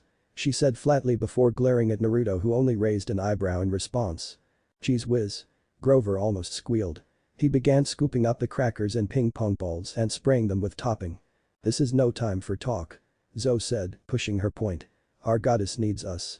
The hunters must leave immediately. And go where? Chiron asked calmly. West. Zoe said. You heard the prophecy. 6 shall go west to the goddess in chains. We can get 5 hunters and go. She argued. Artemis is being held hostage. We must find her and free her. Naruto put a stop to that idea quickly. First off, aren't quests supposed to be taken by those they are given to? Secondly, it also said both campers and hunters, meaning a group with some of each. And thirdly, acting rashly will only get you and your fellow hunters killed as well as putting Artemis in a worse position. So put on the brakes for a minute, okay? Naruto didn't raise his voice once. To Zoe he was mocking her with that damned calm voice of his. Thalia smirked as she heard the hunter being put in her place. No. Zoe was starting to see red. The hunters do not need thy help. Your. Thalia corrected. Nobody has said thy in, like, 300 years Zoe. Get with the times. Thalia was having fun mocking her. Before Zoe could retort Naruto cut into the conversation. Besides, no one said you had a choice in it. Either you fall in line or I can take another hunter while you stay here. I don't need anyone being put into unneeded risk. Especially when we have some possible deaths on our hands. So what is your choice? Naruto put on his war eyes. They were hardened by war and unjustified hatred. Zoe nearly flinched at the amount of anger and sadness in his eyes. Reluctantly she nodded her head in agreement. Mr. D felt the need to speak some dreary thoughts of his. One shall perish. That sounds rather nasty, doesn't it? What if you failed because you try to cooperate? He asked, making them all think. Chiron sighed. Mr. D, with all respect, whose side are you on? The centaur groaned. Dionysus raised his eyebrows. Sorry my dear centaur. Just trying to be helpful. Naruto almost chuckled at that. He seemed to be anything but helpful. We're supposed to work together. Thalia said stubbornly. I don't like it either, Zoe, but you know prophecies. I don't feel like fighting one. Zoe grimaced, but Percy could tell Thalia had scored a point. We must not delay. Chiron warned. Today is Sunday. This Friday, December 21st, is the winter solstice. Oh joy. Dionysus muttered. Another dull annual meeting. Artemis must have been present at the solstice. Zoe said, catching on to what Chiron was saying. She has been one of the most vocal on the council, arguing for action against Chrono's minions. If she is absent, the gods will decide nothing. We will lose another year of war preparations. Are you suggesting that the gods have trouble acting together, young lady? Dionysus asked. Yes, Lord Dionysus. Zoe didn't hesitate in answering. Naruto smirked at her boldness. Mr. D nodded. Just checking. You're right, of course. Carry on. I must agree with Zoe. Chiron said. Artemis's presence at the Winter Council is critical. Even with Lord Hades on our side now, it will be nearly impossible. Now we must decide who goes on this quest. Naruto, since you were given the quest, you may choose who I'll go. He turned to stage over to Naruto, who thought about his options. There was no way in hell he was taking Nico or Bianca. I want Percy, Grover, Thalia, Zoe, and she can pick another hunter to bring. He said, making his choices. Zoe nodded and spoke right away, knowing her choice. I wish to take Phoebe. She will act as our medic and long-range fighter. Naruto nodded and started to walk out of the big house when Percy stopped him. Wait, where are you going? Percy asked. He was confused. They never left until Chiron or Mr. D told them they could leave. I'm going to pack my things for this quest. And then I'm saying goodbye to Nico and Bianca. Chiron, you have my training schedule, keep the camp on it, okay? Chiron nodded and Naruto left. There could be deaths on this quest, one of which could be killed by their parent. Chiron said gravely. That sobered up the mood real quick and everyone was quiet. Oh, goody. Dionysus exclaimed. Everyone looked at him. He glanced up innocently from the pages of his wine connoisseur magazine. Ah, Pinot Noir is making a comeback. Don't mind me. Everyone had a twitch on their heads and they heard Naruto laugh, seemingly he had heard Dionysus. Travis Stroll turned to Zoe and spoke cautiously. The big girl who likes to hit people on the head is the one you're taking, right? Zoe nodded. The one who put arrows in my helmet? Connor Stroll asked. Yes. Zoe snapped. What of it? She asked venomously. Oh, nothing. Travis said all too sweetly. Just that we have a t-shirt for her from the camp store. He held up a big silver t-shirt that said, Artemis the Moon Goddess, Fall Hunting Tour 2002, with a huge list of national parks and stuff underneath. It's a collector's item. She was admiring it. You want to give it to her? And the trap was set. Everyone who knew the Stoll brothers knew something was up. But Zoe didn't know them as well. She sighed and took the shirt. Alright, everyone is dismissed. Time to go to bed, we will need the rest. Chiron said. Percy turned to Annabeth and noticed she had a crestfallen look on her face. He nudged her as they walked out of the big house, getting her attention. What's got you so down? He asked. Annabeth just sighed. Nothing, I just wanted to go on this quest with you guys. I'll be there to see you off in the morning. Percy nodded. There wasn't anything he could do. Naruto was leading this quest and he knew what he was doing when it came to combat. The baddie slept all that well that night. Nico nearly bawled when he found out Naruto was leaving them to go on a dangerous quest, even if it was only for a little under a week. Bianca was disappointed but didn't let it show. She just wanted to spend time with her new family. Percy's cabin, midnight. Percy felt something start thumping against his cabin. He walked out to see it was Blackjack. His winged horse. Naruto watched the interaction from afar. When he saw Percy fly off towards the sea with the creature, he decided it wasn't important. As long as he was back for the quest, Naruto didn't care what he did at the moment. The blonde shinobi then went back to his cabin to sleep. Camp boundary, next morning. Everybody had met up except Zoe and the other hunter. When Zoe showed up alone, everyone was confused. Those damn boys put something on the shirt that has rendered Phoebe unable to go. Annabeth saw her chance. Do you mind if I go? She asked both Zoe and Naruto. The latter just shrugged his shoulders and Zoe gave in due to her need to rescue her matron. So Annabeth joined the group and they got into the camp's van with Zoe driving them into the city. They had pulled over at a rest stop in Maryland. And even Naruto was skeptical about what Grover had done. Grover, are you sure? Thalia asked. The satyr scratched the back of his head in response. Well, pretty sure. 99%. Okay, 85%. Their odds of going on the right trail was decreasing by the second. Naruto pulled Zoe to the side while the others were making sure Grover did the tracking spell right. Zoe wasn't happy, but she wasn't complaining either. Naruto took this as a good sign as he looked her square in the eye. I know you know something about this general person. You can't withhold this information from me. So why don't you just tell me no, or we can do this the hard way? Naruto said coolly. Zoe started to see red and she snapped at him. I'd like to see you try, man.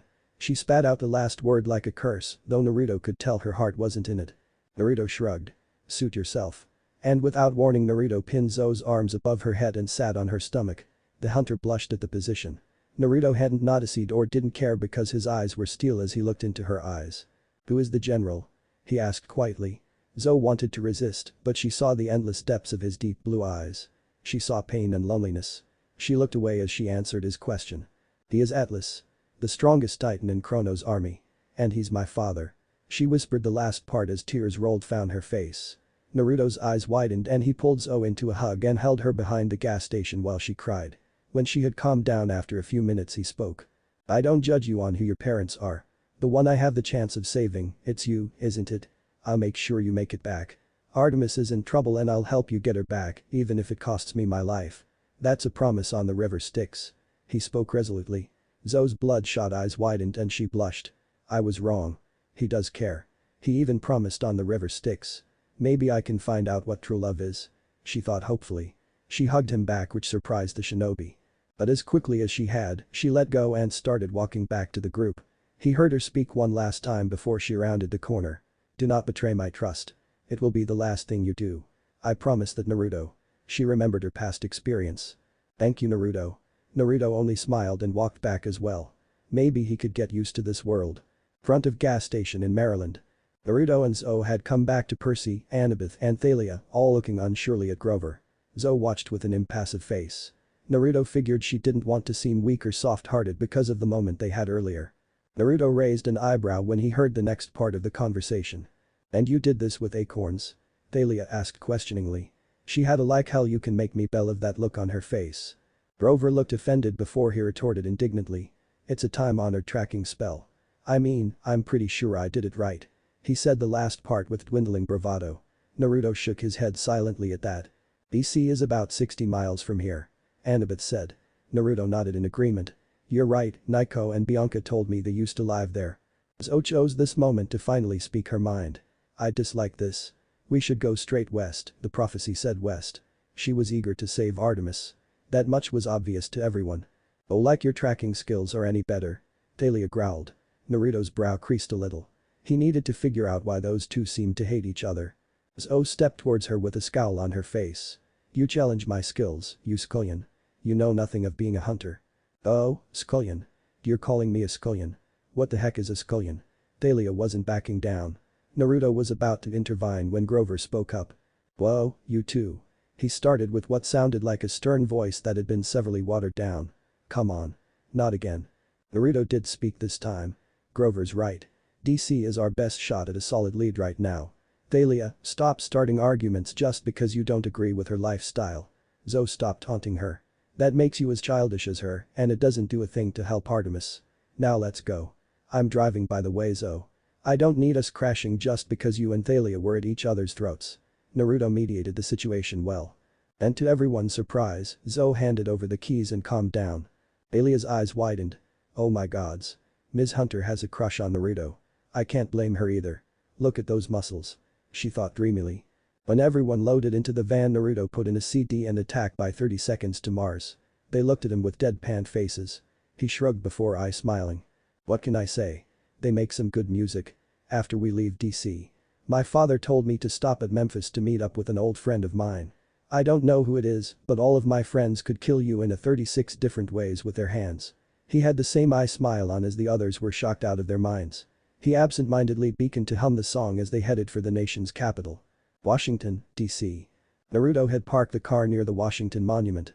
His ninja training told him there was something going on. He looked around inconspicuously and saw someone he thought he killed. It was Dr. Thorne from Westover Hall. Then he remembered that monsters regenerate. He turned to the group, spoke in a calm manner despite the obvious trap. Alright, we'll follow the trail Grover picked up on and continue from there. Everyone nodded and started to follow Grover.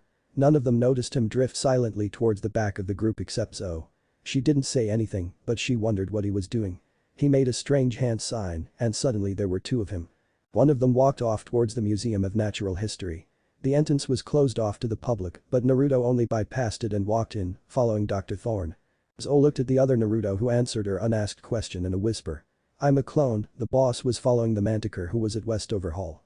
He didn't want to draw attention so he could gather more information on who's been following us. Zoe had a surprised look on her face, but she quickly calmed her features. She understood the silent command of don't say anything to the others. She silently followed the others. Museum. Naruto had activated his chameleon Justu and became one with the shadows. He followed Thorne to a pair of closed doors with two guards outside who let him in. Naruto slipped by quietly and was greeted by a sight that even surprised him. Inside was a huge room with a balcony ringing the second level. At least a dozen mortal guards stood on the balcony, plus 2 monsters reptilian women with double snake trunks instead of legs. They were Scythian Draconi. There was also a teen with sandy blonde hair and a jagged scar going down the side of his face. This was the Luke that had betrayed his fellow campers 3 years ago. Only he looked a lot paler than he had been described. And his blonde hair was almost gray. Next to him, sitting down so that the shadows covered him, was another man. All Naruto could see was his knuckles on his chair's arms. It looked more like a throne to Naruto. "Well?" the man asked. His voice was just like the earth itself was talking. It filled the whole room even though he wasn't yelling. Dr. Thorne took off his shades. His 2 colored eyes, brown and blue, glittered with excitement. He made a stiff bow, then spoke in a weird French accent. "They are here, General." That made Naruto's eyes widen, then narrow. This man was Atlas, that meant Artemis was now holding up the sky. He was Zoe's father. Naruto fully intended on keeping his promise to Zoe. He would keep her safe, even if he died for it to happen. "I know that, you fool." He boomed. "But where?" "In the Rocket Museum." "The Air and Space Museum," Luke corrected irritably. Thorne glared at him. "As you say, sir. It would take an idiot to not notice the hostility towards the young demigod." "How many?" Luke asked. Thorne pretended not to hear.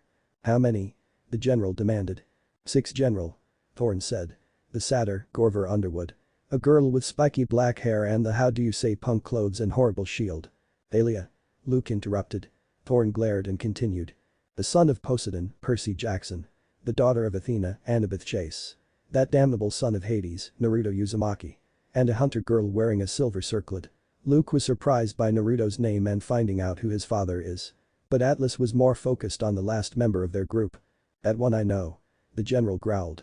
Everyone in the room sifted uncomfortably. "Let me take them," Luke said to the general. "We have enough troops and the son of Hades would benefit Lord Chrono's plans." "Patience," Atlas said. "They'll have their hands full already. I've sent a little playmate to keep them occupied." "But we cannot risk you, my boy," the general stated simply. "Yes, boy," Dr. Thorne said with a cruel smile. "You are much too fragile to risk. Let me finish them off. I still owe the son of Hades anyway." "No," the general said as he rose from his chair. Naruto got his first look at him. He was tall and muscular, with light brown skin and slicked back dark hair. He wore an expensive brown silk suit like someone on Wall Street would wear. He had a brutal face, huge shoulders, and hands that could snap a flagpole in half. His eyes were like stone. It was amazing he could even move. "You have already failed me, Thorne," he said.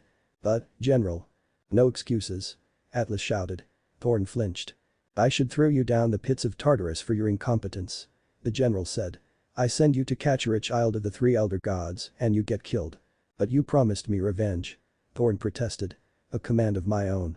"I am Lord Chrono's senior commander," Atlas said. "And I will choose lieutenants who get me results.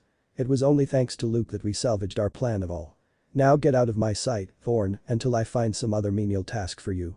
Thorne's face turned purple from rage. Naruto thought he saw him start to foam at the mouth, but he bowed awkwardly and left the room. "The hunter will be difficult to dispose of," Luke said to Atlas. "Zoe Nightshade. Do not speak her name," the general shouted. Luke swallowed and spoke with a slight stutter.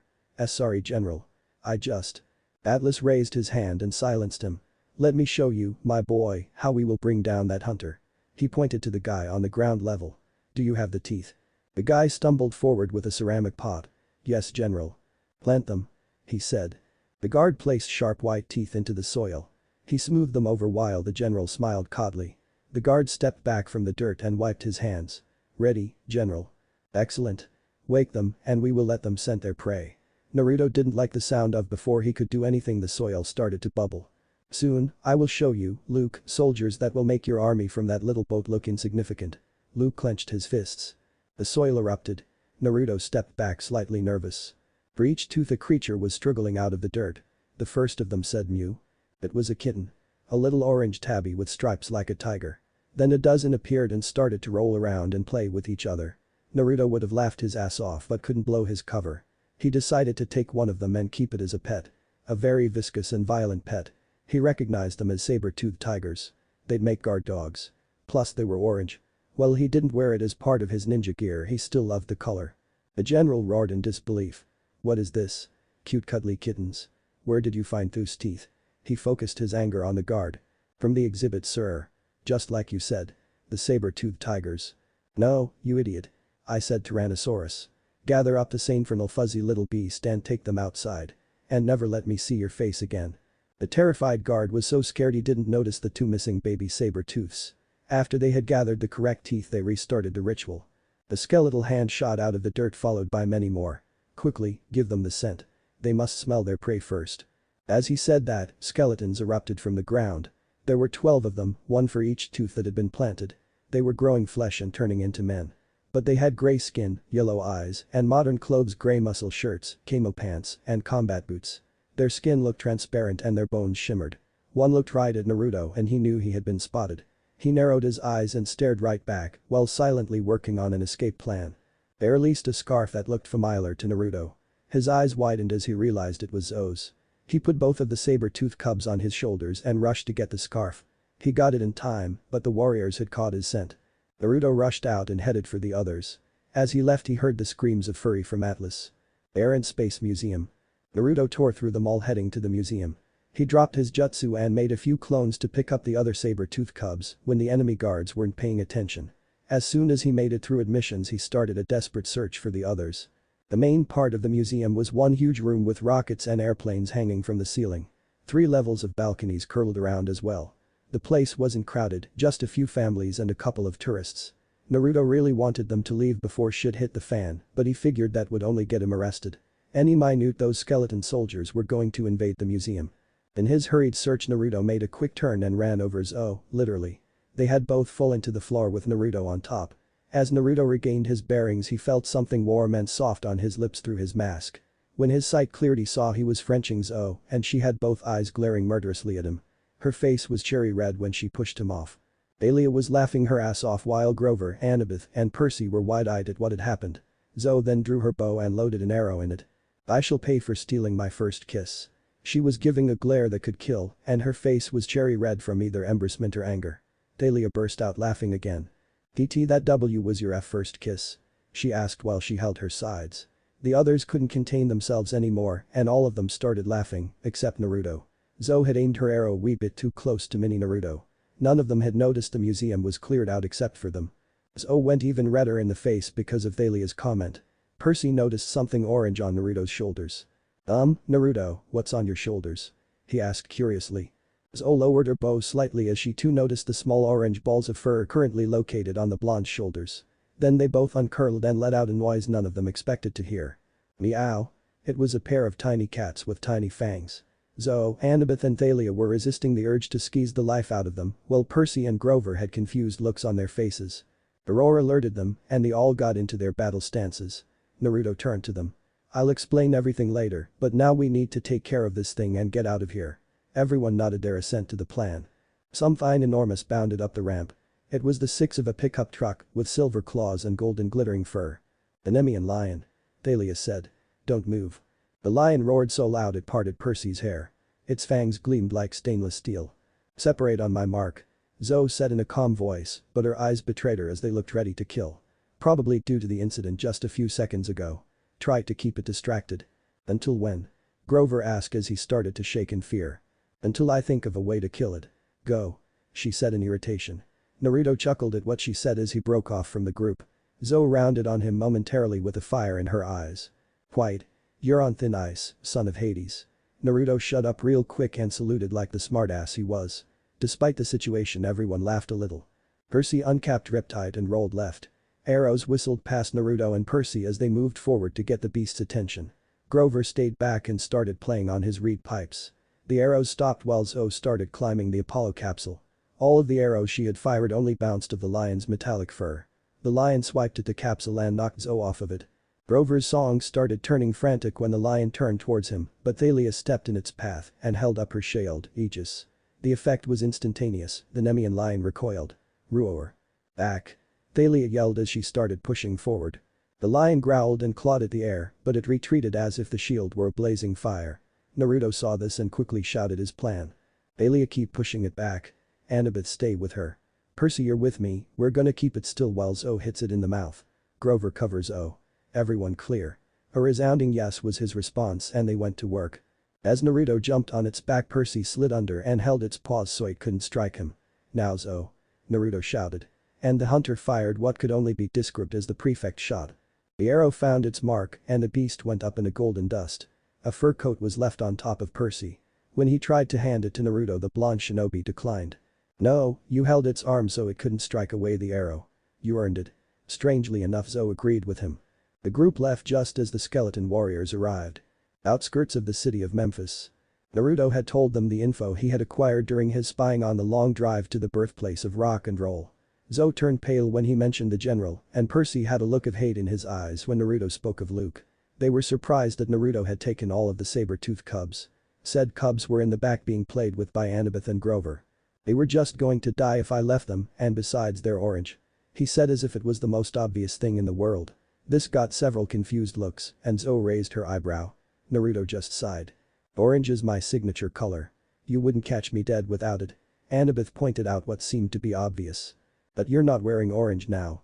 As a response, he just flashed the inside of his sleeveless trench coat and it had orange stripes. "Like I said. You won't catch me without my orange." Zoe had an amused smile on her face while the others were wondering how they missed that. "Anyway, my dad told me to head to a bar called the Raven.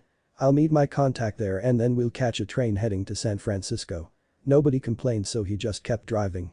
When he found the place he was looking for, he pulled it into a parking space and everyone walked in. It had a slight haze that drifted at the ceiling and several TVs with games on. Nobody was there though. Naruto looked at the bartender and his eyes widened. He walked over there and spoke to the man. "It's been a while, Itachi. How have you been?" The others finally got a good look at the man who was supposed to be good friends with Naruto. He had long raven black hair tied in a ponytail and coal black eyes. His face had no scars but had a hardened look about it. He was skinny but had a nice amount of muscle for someone his size. The man smiled when he saw Naruto and put away the glasses he had been cleaning. "Not bad, Naruto-kun. Yourself?" he asked calmly in a monotone voice. Naruto gave him a smile and spoke. "Oh, not bad. Meet a few gods here, kill some monsters there. I didn't expect you to be my contact." Naruto spoke to him as if he was an old friend. And honestly, he was. Zoe and the others were slightly uncomfortable with the smoky atmosphere. Itachi noticed and turned on the fans. "Well, I had a disease that couldn't be cured in our world, so Lord Hades saw an opportunity. He brought me here and cured me. In exchange I have to help you whenever I can. Luckily he supplied me with Stygian iron weapons, so I won't just be limited to my ninja techniques." Naruto nodded and spoke solemnly. "Sorry you had to leave your family.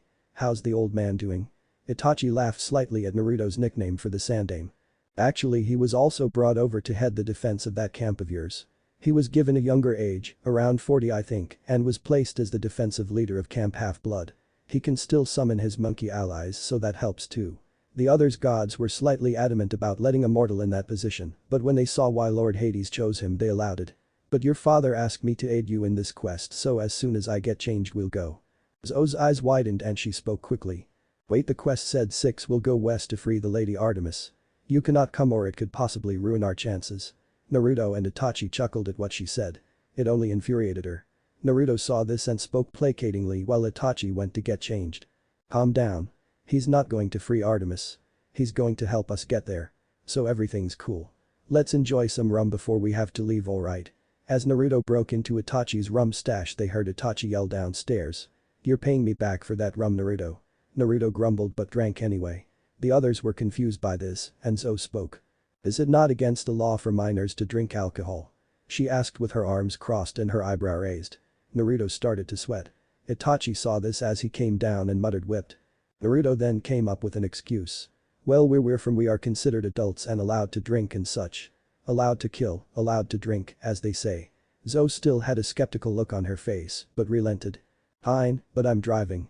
Naruto knew he wasn't going to win, so he just gave her the keys. As they loaded into the van, Percy and the others started asking questions.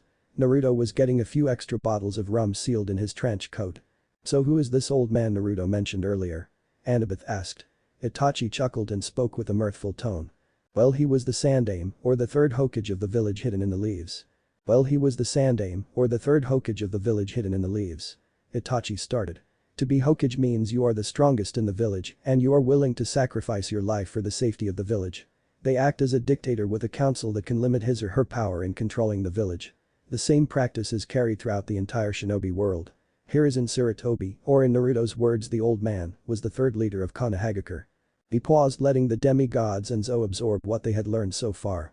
When they looked for him to continue, Naruto cut him off as he was preforming the Kuchius no Jutsu or summoning jutsu.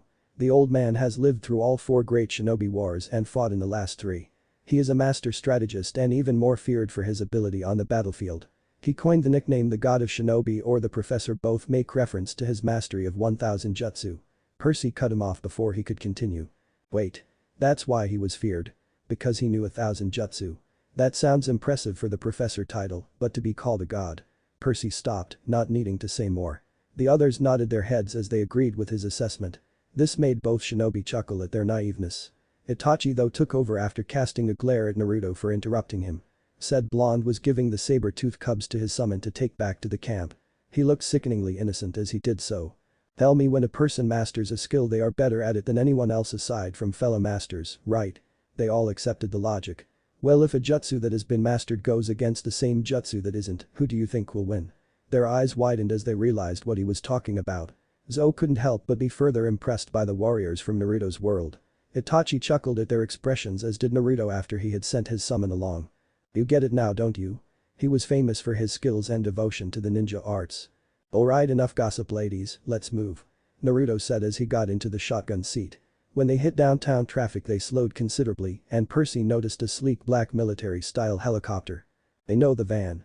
He said, drawing everyone's attention. That's the same type of helicopter that was at Westover Hall. We have to ditch it. Zou swerved into the fast lane. The helicopter was gaining on them faster than traffic was moving. Maybe the military will shoot it down. Grover said hopefully. Itachi narrowed his eyes and started to mentally prepare himself for a fight. The military probably thinks it's one of theirs, Grover. Naruto said as he was getting ready for battle as well. Annabeth asked a question at what was probably the worst time possible. How can the general use mortals anyway? Zou stiffened slightly at the mention of his title, but answered her nonetheless. Mercenaries? Zou said bitterly. Naruto and Itachi almost flinched at her tone. They were technically mercenaries after all.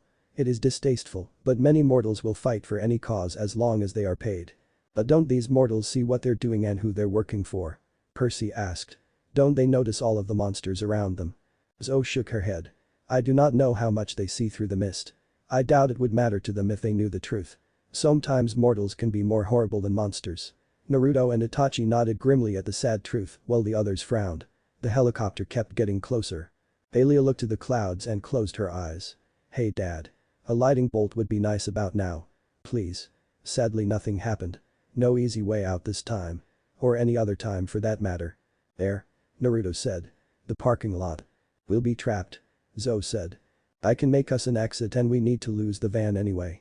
Zou shot across 2 lanes of traffic and into a mall parking lot on the south bank of the Mississippi River.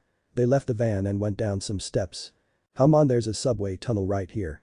They all followed, not like they really had any other options. As they all boarded the train after they bought tickets, the train took off.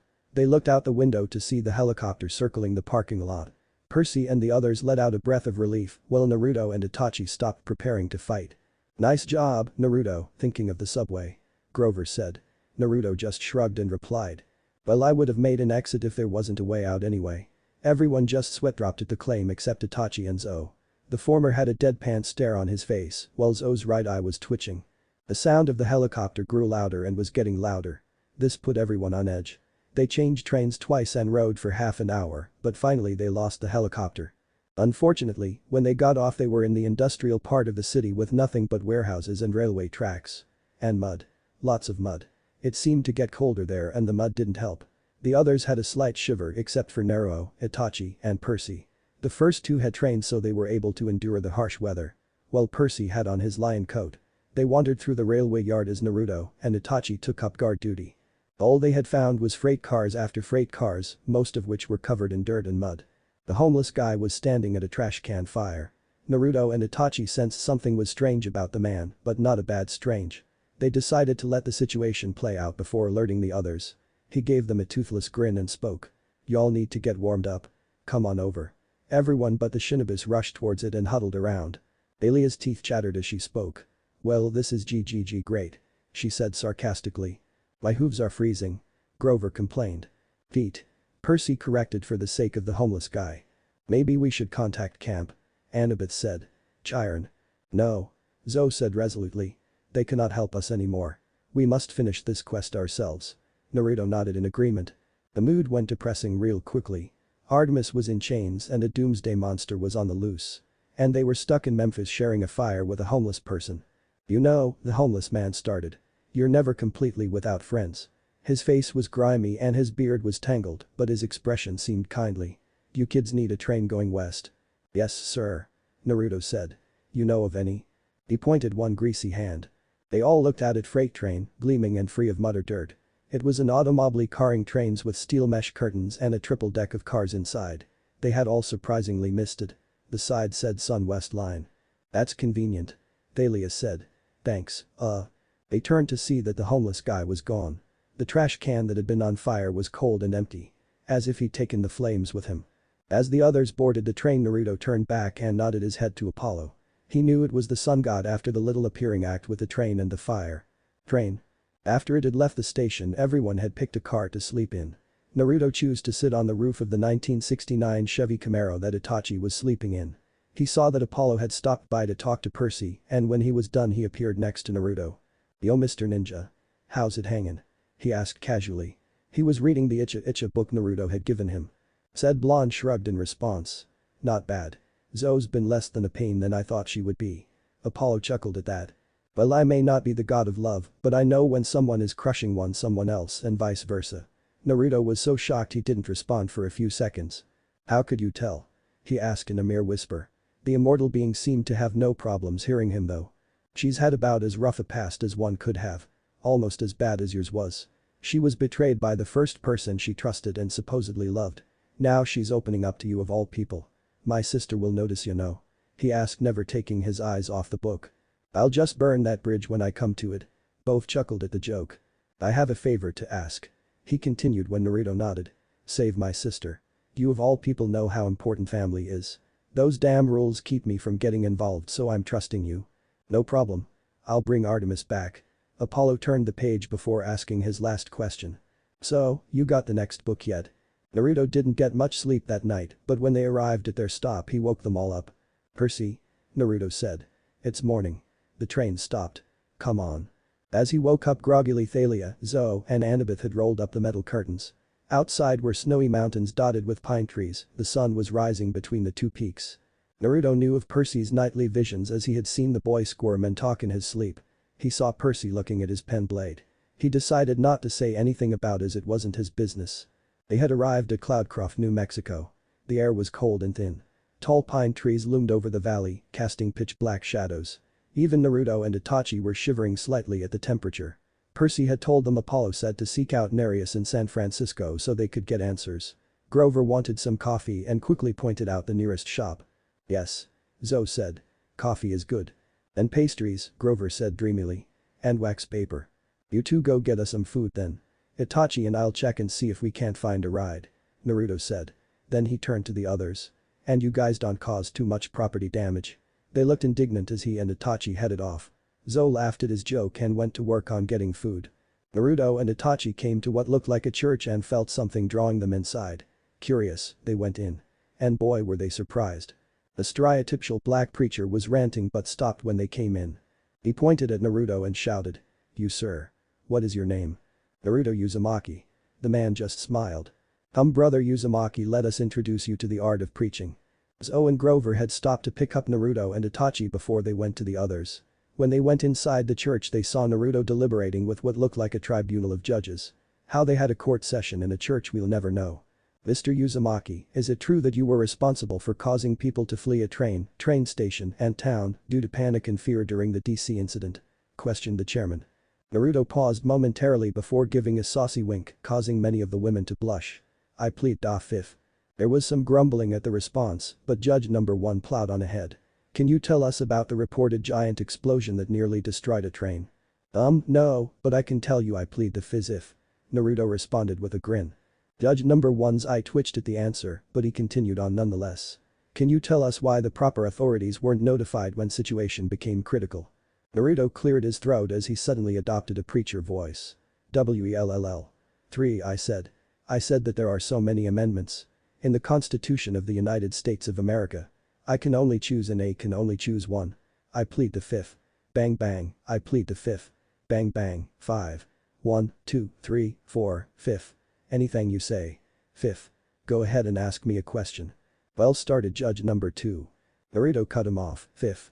Naruto then snapped his fingers and a large group of clones appeared behind him dressed like a Southern Baptist church choir and started singing. Please don't give this man no lip.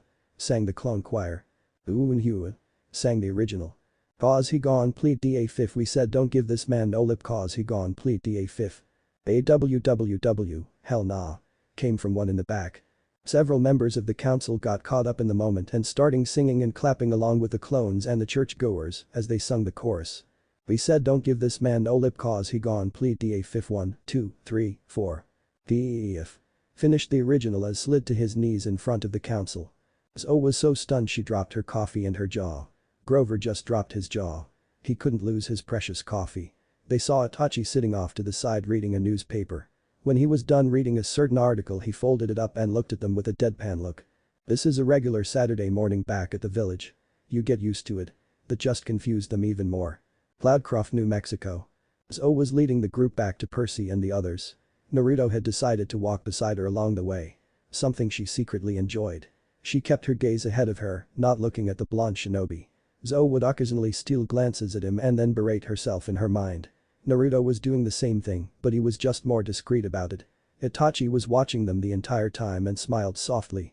He knew Naruto well enough because of all of the years guarding him and he could tell the last Uzumaki had a crush on this girl. He also saw her sneaky attempts to steal glances at him and figured she felt the same. There was just one problem though. They were both just so damn stubborn and bullheaded.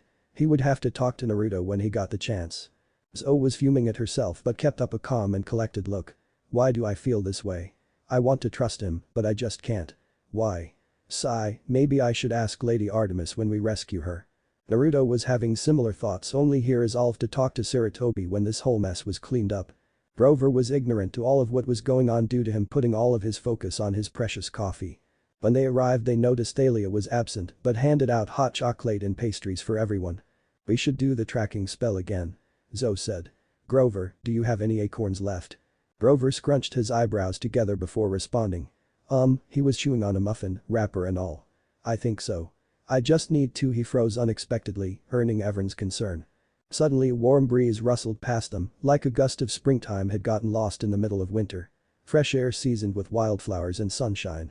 And something else, almost like a voice trying to say something. Zo gasped. Grover, thy cup.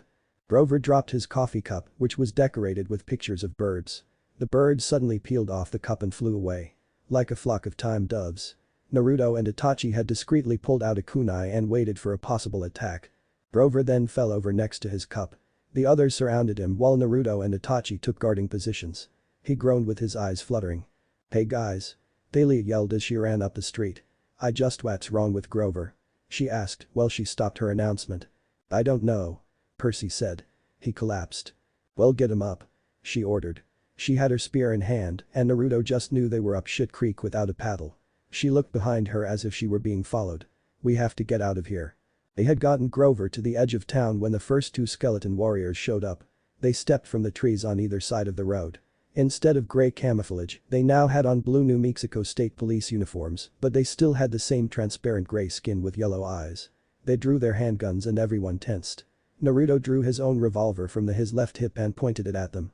They had theirs pointed at Naruto as well. Thalia tapped her bracelet. Aegis spiraled to life on her arm, but the warriors didn't flinch. They only stared on at Naruto with their guns. Zo drew her bow and Annabeth pulled out one of her knives. She was holding Grover up so she could only use one. Itachi unsheathed his Stygian iron Kadachi and slid into a Kenjutsu stance. Percy uncapped his pen and Riptide came forth. Back up. Thalia said. They started to but stopped when they heard rustling in the bushes behind them. 2 more skeletons appeared on the road behind them. They were surrounded. Naruto drew the buster blade with his left hand and pointed it at the 2 behind him while keeping his gaze and gun on the 2 in front of him. Where are the other ones? There was at least a dozen of them back at the museum. Naruto thought as he was thinking of a battle strategy. Then one of the warriors pulled out a cell phone and started to speak. Except he wasn't speaking.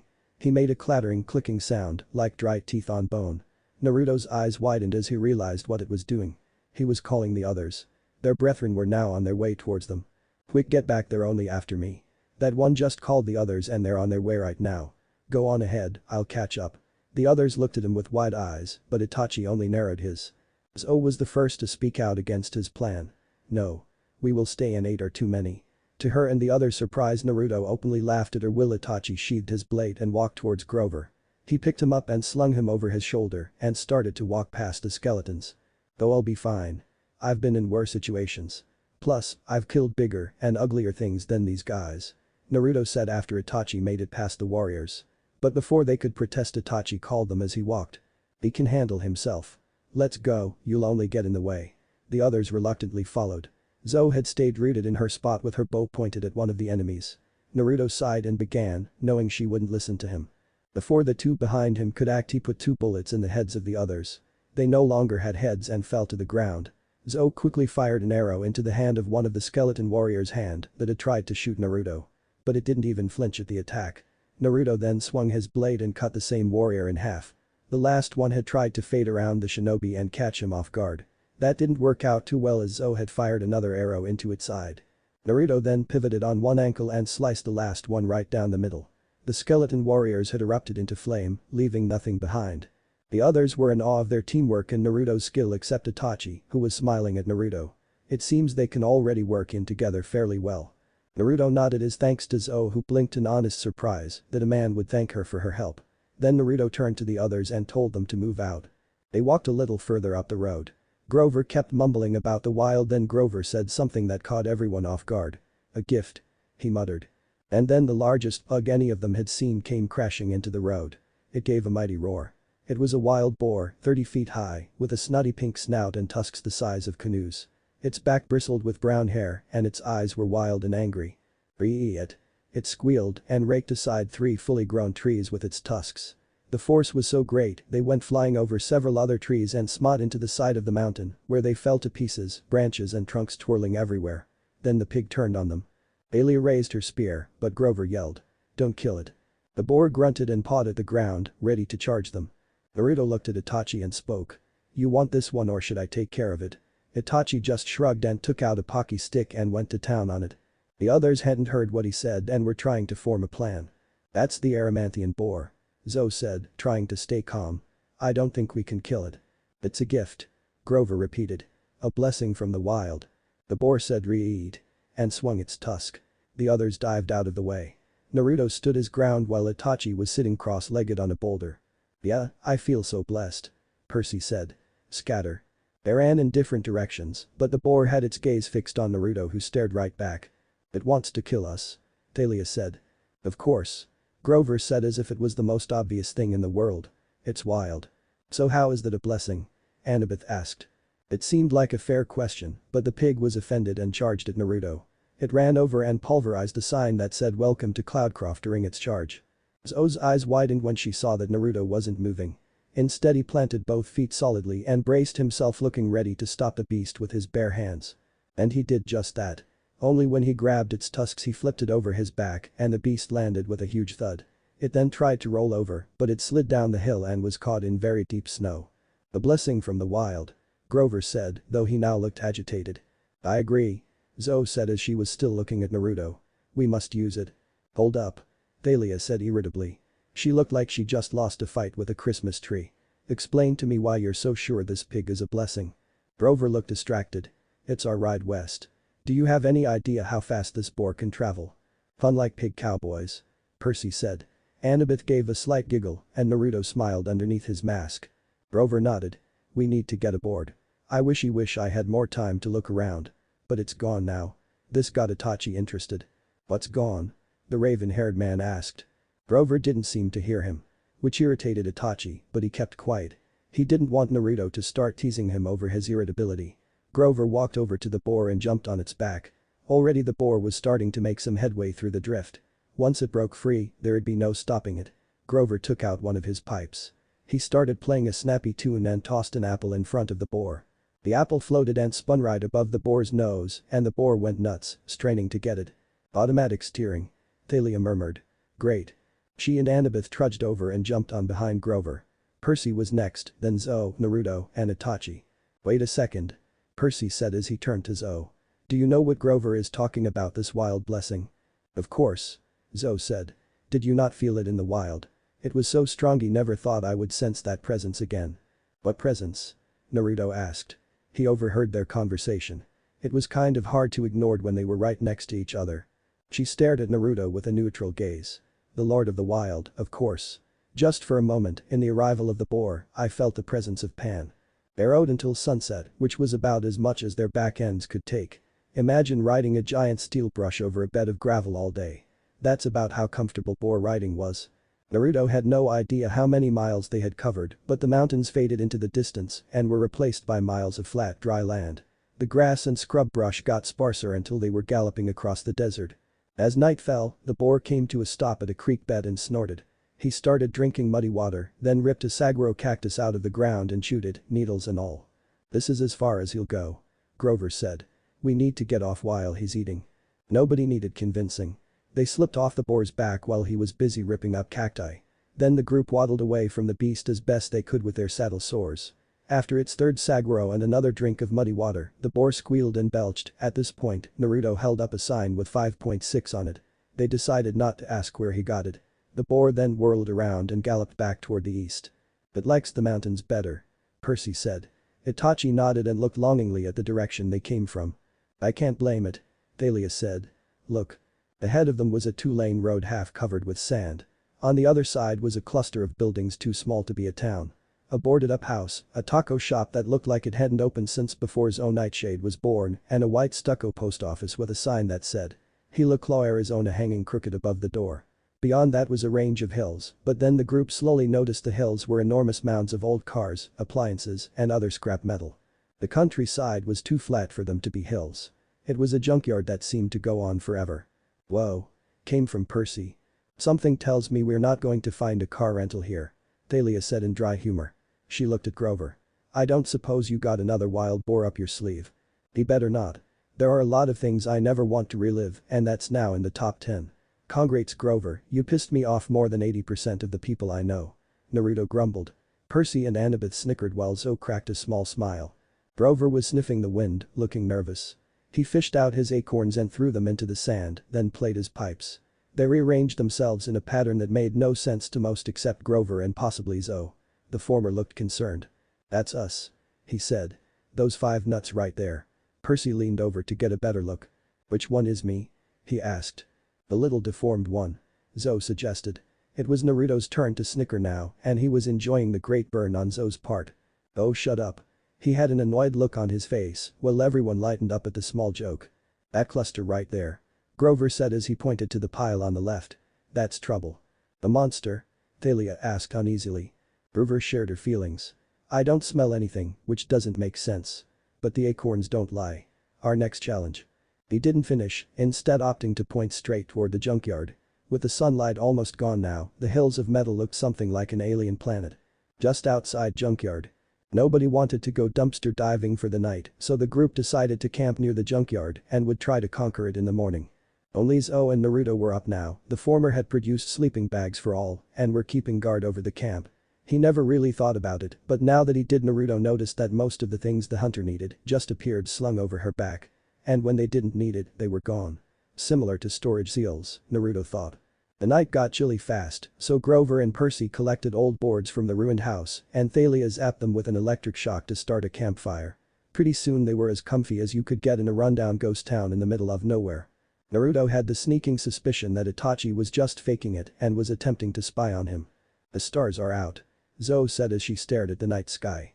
Naruto looked up and noticed this as well. She was right. There were millions of them, with no city lights to turn the sky orange. Yes, they are. I've never taken the chance to look at this world's stars. There aren't that many. He said softly as he enjoyed the calmness of the moment. This is nothing. Zo said, almost as if she was bragging. In the old days, there were more.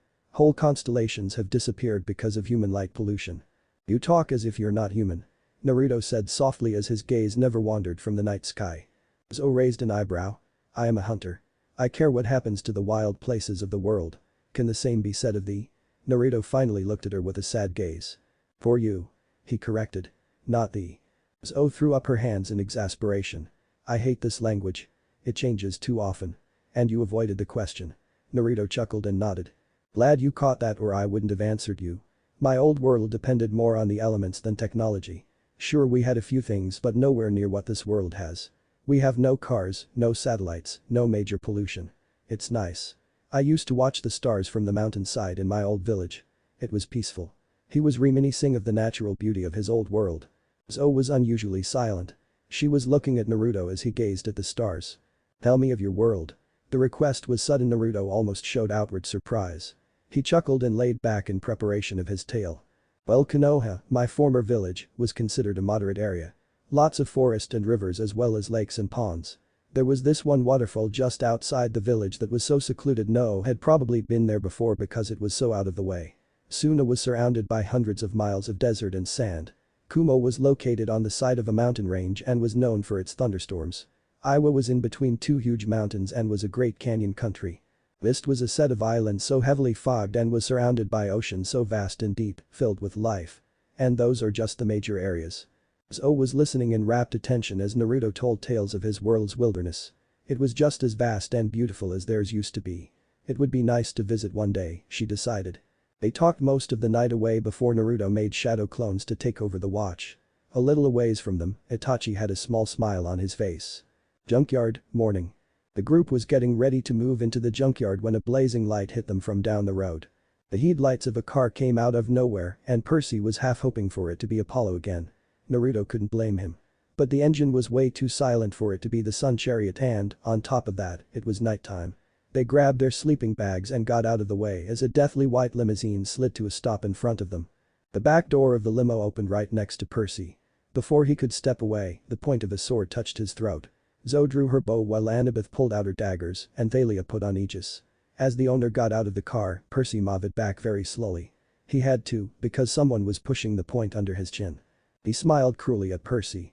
Not so fast now, are you, punk? He was a big man with a crew-cut, black leather biker's jacket, black jeans, a white muscle shirt, and combat boots. Wraparound shades hid his eyes, but Percy knew what was behind those glasses. Hollow sockets filled with flames. Ares? Percy growled. Before the war god old respond a gun was to his chin and two knives positioned at his kidneys. Naruto had his Stygian iron pistol drawn and held to his chin, while Itachi had two kunai ready to pierce his kidneys and other organs. I'd suggest you remove the sword or you'll end up looking very ugly. Naruto said in his monotone voice which was void of emotion. The war god glanced at the others before speaking. At ease, people. He snapped his fingers and their weapons fell to the ground. Except Naruto's, he was using his incredible strength to hold his pistol in place. Ares raised an eyebrow at the display. Not bad at all. Even with my godly powers you are still able to keep hold of your weapon. You can put that away now. Besides, this is a friendly meeting. He dug the point of his blade a little farther under Percy's chin and in response Naruto's gun was shoved further into the god's face. Not that he seemed to care. Of course I'd like to take your head for a trophy, but someone wants to see you. And I never behead my enemies in front of a lady. A velvety voice called from the limo as a window was rolled down. Hold on. The blonde ninja will be more than enough, actually. Ares removed his sword and shoved Percy away. You heard her, punk, beat it. Blondie, come on. He snapped his fingers and the lights inside the Taquaria suddenly blazed to life. The boards flew off the door and the closed sign flipped to open. The rest of you can beat it. Go get some tacos. We will not leave him alone with Lord Ares. Zoe said, which surprised Naruto greatly. Go on. Naruto said as he turned to the group. I can handle this. You heard the man. Ares said impatiently. He's big and strong. He's got things under control. They reluctantly headed over to the taco restaurant. Zoe needed to be coaxed a little bit to leave as well as Itachi, but soon they joined the others. When he was inside, Naruto saw one of the most beautiful women in his entire life. High jaw nearly dropped. She was wearing a red satin dress and her hair was curled in a cascade of ringlets. Her face had perfect makeup, dazzling eyes, a smile that would have lit up the dark side of the moon. He couldn't seem to know what color her hair or eyes were. Ah, there you are. I've wondered what you had been up to since that little meeting in Olympus. I am Aphrodite. Naruto did his best to remain composed and cool as possible. He put on his best emotionless face and spoke in a monotone voice. I could have guessed that. What do you want with me? She smiled even when he ignored her supposed kindness. In case you didn't know it, Naruto was not a very trusting person. You had to earn his trust. She handed him a polished mirror the size of a dinner plate and had him hold it for her. She leaned forward and dabbed at her lipstick, though he couldn't see anything wrong with it. Straight to the point, eh? I think that's one of the reasons Zeus gave you his blessing. Anyway, I'm here for to make sure love prevails as it always should. Tell me, why are you won this quest? Artemis has been captured, and aside from that, the oracle gave me the quest. Aphrodite rolled her eyes. Oh, Artemis. Please. Talk about hopeless case. I mean, if they were going to kidnap a goddess, she should be breathtakingly beautiful, don't you think? I pity the poor dear who have to imprison Artemis. Boring. Naruto stayed silent. Though inside he was seething at the lake of concern for supposed family. But my dear Naruto, that is why the others are on this quest. I'm more interested in you. Naruto knew what she was talking about. The prophecy mentioned an entire line just for him. The son of death shall decide the fate of another beyond the land without rain. She brightened up immediately. Yes. Now you're getting it. You are going to have a chance to save little Miss Hunter. And I can smell the love in the air. Ah, like fresh daisies. Now you better woo her right or it'll all fall apart. I know she has a crush on you and you have similar feelings for her. But her damn pride as a hunter and saving Artemis means more to her right now. Make things interesting for me, okay? Naruto lost whatever calmness he had and started to stutter out in denial. But Ares grabbed him by his shoulder and threw him out of the limo. He landed on his back and heard the goddess of love shout out of her limo window one last time before leaving. Make sure to tell Percy to save Annabeth from joining the hunters.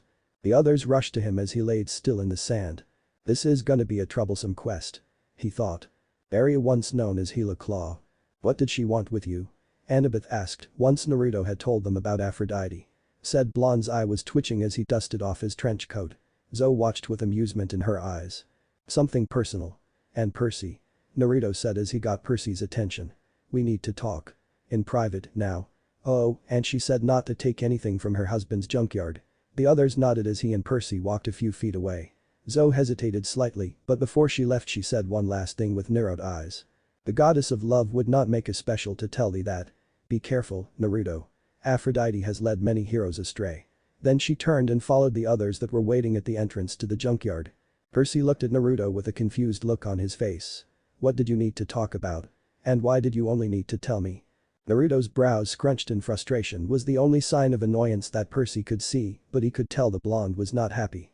Naruto sighed before he looked out at the desert. His thumb idly brushed the pistol strapped to his waist. He thought over how to say what needed to be said exactly over a few seconds before he answered the question. Aphrodite requested of me to tell you about Annabeth's possible decision of joining the hunters. He said in his usual tone of voice. He didn't need to look at Percy's face to be able to tell that he was shocked into silence. He was on the verge of worrying before Percy let out a tired sigh. Naruto turned to him and saw the black-haired teen with one hand on his forehead while the other hung idle at his side. When Percy finally looked up and at the blonde, he had a confused and slightly betrayed look on his face. What he said next almost threw Naruto for a loop. So, what are we going to do? Naruto blinked in surprise before he replied evenly. I have my own problems. Besides, you're the one with a crush on her, you figure something out. Percy looked slightly shocked at the response. What?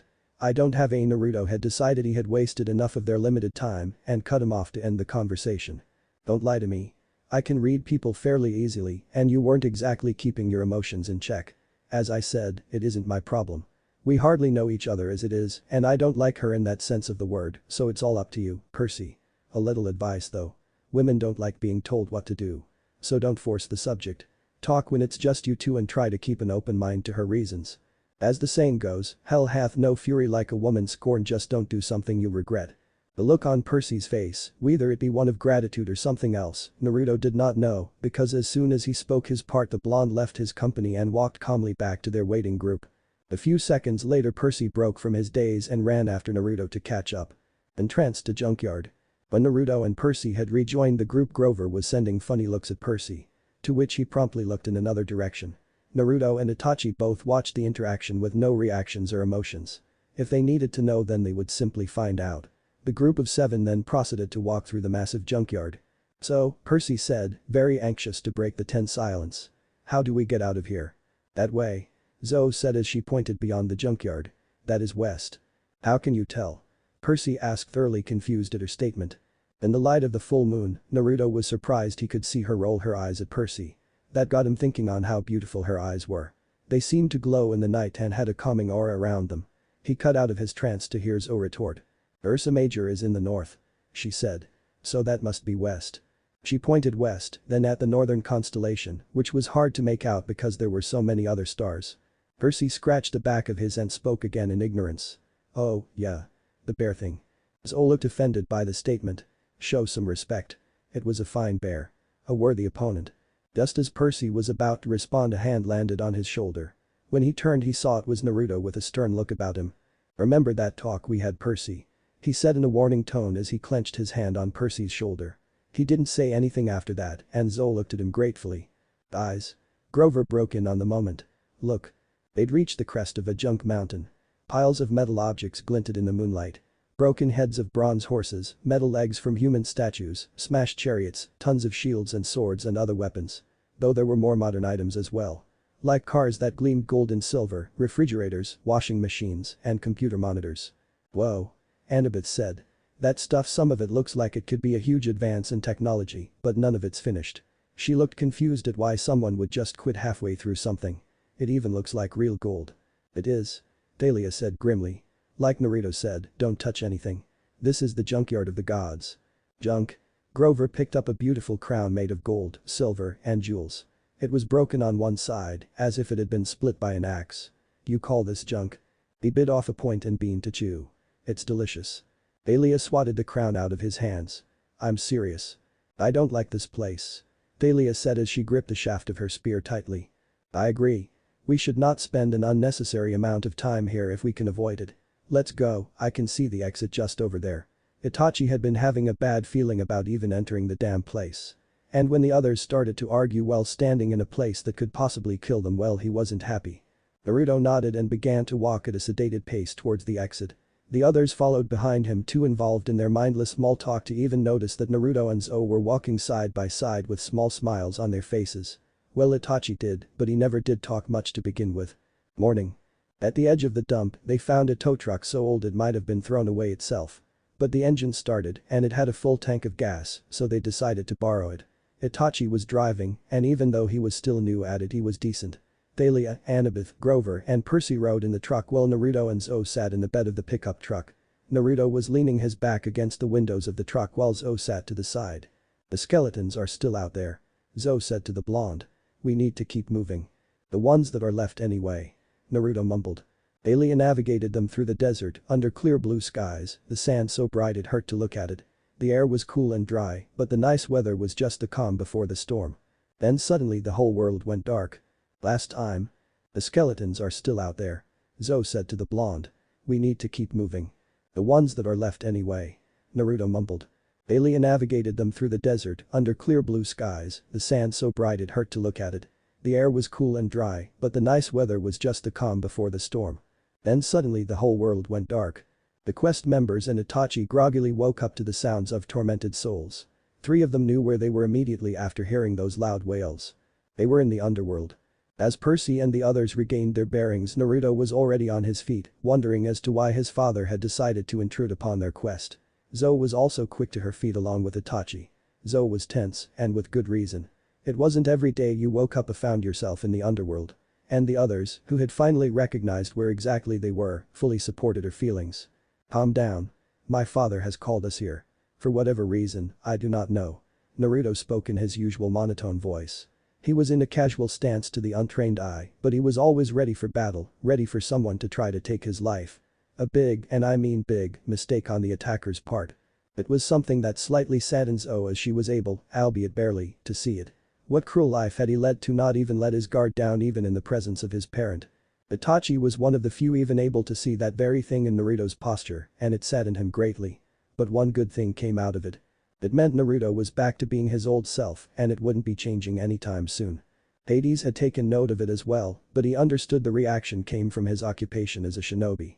To let one's guard down, even for a second, more often than not led to death. They had woken up in the main room of Hades' abode, to which many looked around at the decor oddly. The doors leading to another room opened, alerting everyone to the presence of a newcomer. Hades walked into the room with a calm and neutral look about him, appearing as if he had no qualms with any one of them. Yeah right. He walked right up to Naruto and promptly slapped him upside the head. Before anyone could react, the god exploded into a raging rant. What the hell were you thinking? You knew not to poke your nose where it didn't belong and you did it anyway. Do you know how much I hate going to meetings with minor gods to get their blessings so you would not be limited in battle? Your abilities could have been taken from you, but no, let dear old daddy deal with it. You just had to mouth off in your meeting with Zeus. Next time think before you act. Do you remember the first thing you learned from me? Hades had gradually calmed down throughout the rant. It was clear the god of the dead did not care much for most of the minor gods. It is easier to ask for forgiveness than permission, Naruto stated as he rubbed the back of his head. His mood had now effectively taken a turn for the worse. Hey, nobody likes to screw up. If it just waited and not mentioned your techniques or abilities, then I wouldn't have had to reduce myself to asking for permission.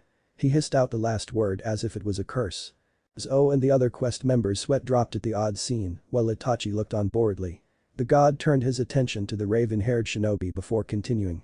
Itachi, your part in this quest is done. For now I need you to find any and all supply routes, hideouts, anything you can get that are connected to Chrono's forces. I'm sure you'll enjoy yourself while you take care of them. Now I'll be sending the rest of you close to the Hoover Dam. There's something there you need to find my nephew. He spoke the last part to Percy as he stared seemingly into his soul. Before anyone could say anything, ask any questions, or protest, the world once again went black. Hoover Dam. They felt as if they had been flushed down a toilet. Everything was spinning, and no one had a clear view of their surroundings. Finally, as the group regained their bearings, Thalia spoke. Hoover Dam. Thalia said. It's huge. They stood at the river's edge, looking up at a curve of concrete that loomed between the cliffs. People were walking along the top of the dam. They were so tiny they looked like fleas. The group, though still in awe of the construct, were grumbling, not in words, but mainly grunts and huffs, but it was obvious they were not fans of Hades' mode of transportation. 700 feet tall, Percy started as he stared up at the massive dam. Built in the 1930s. 5 million cubic acres of water. Thalia picked up. Rover sighed. Largest construction project in the United States. Both Zo and Naruto raised their eyebrows to the stated facts. Annabeth ignored the conversation and continued to stare in awe of the Hoover Dam. How do you know all that? Zo finally questioned. Annabeth. Percy said. She liked architecture. She was nuts about monuments. This was Thalia again. Spouted facts all the time. Grover groaned in fake agony. So annoying.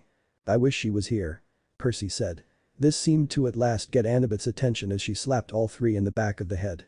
I am here, you idiots, so stop talking like I'm dead. Now Naruto and Zo cracked small smiles before turning back to the dam. Well, let's not waste any time then. My father sent us here for a reason, and I'd like to not waste too much time. We've got so little left, every second counts. Naruto said as he started walking with the others lagging behind him. Inside Hoover Dam. Percy had wandered off while the rest of the group was getting some much-needed food. As this was happening, Annabeth asked a question that had been bugging her since the start of the quest. Naruto? She asked. The blonde shinobi looked at her as he took another bite of an enchilada and nodded for her to continue. Well, I was wondering as to why you haven't used your motorcycle yet. I mean, it would speed up travel. The others looked at him as well for an explanation. The more they thought about it, the more they wondered as to why he hadn't used such a helpful tool yet. Naruto swallowed the bite he had taken and sighed slightly. He seemed to be doing that a lot more lately than he would have liked. Simple, I can carry at most 2 people on it at a time. And splitting our forces is almost never a wise move. They nodded their understanding and were about to resume their meals when Percy rushed towards them. We have to go. Inside Hoover Dam. Percy had wandered off while the rest of the group was getting some much-needed food. As this was happening, Annabeth asked a question that had been bugging her since the start of the quest. Naruto? She asked. The blonde shinobi looked at her as he took another bite of an enchilada and nodded for her to continue. Well, I was wondering as to why you haven't used your motorcycle yet. I mean, it would speed up travel. The others looked at him as well for an explanation. The more they thought about it, the more they wondered as to why he hadn't used such a helpful tool yet. Naruto swallowed the bite he had taken and sighed slightly. He seemed to be doing that a lot more lately than he would have liked. Simple, I can carry, at most, 2 people on it at a time. And splitting our forces is almost never a wise move.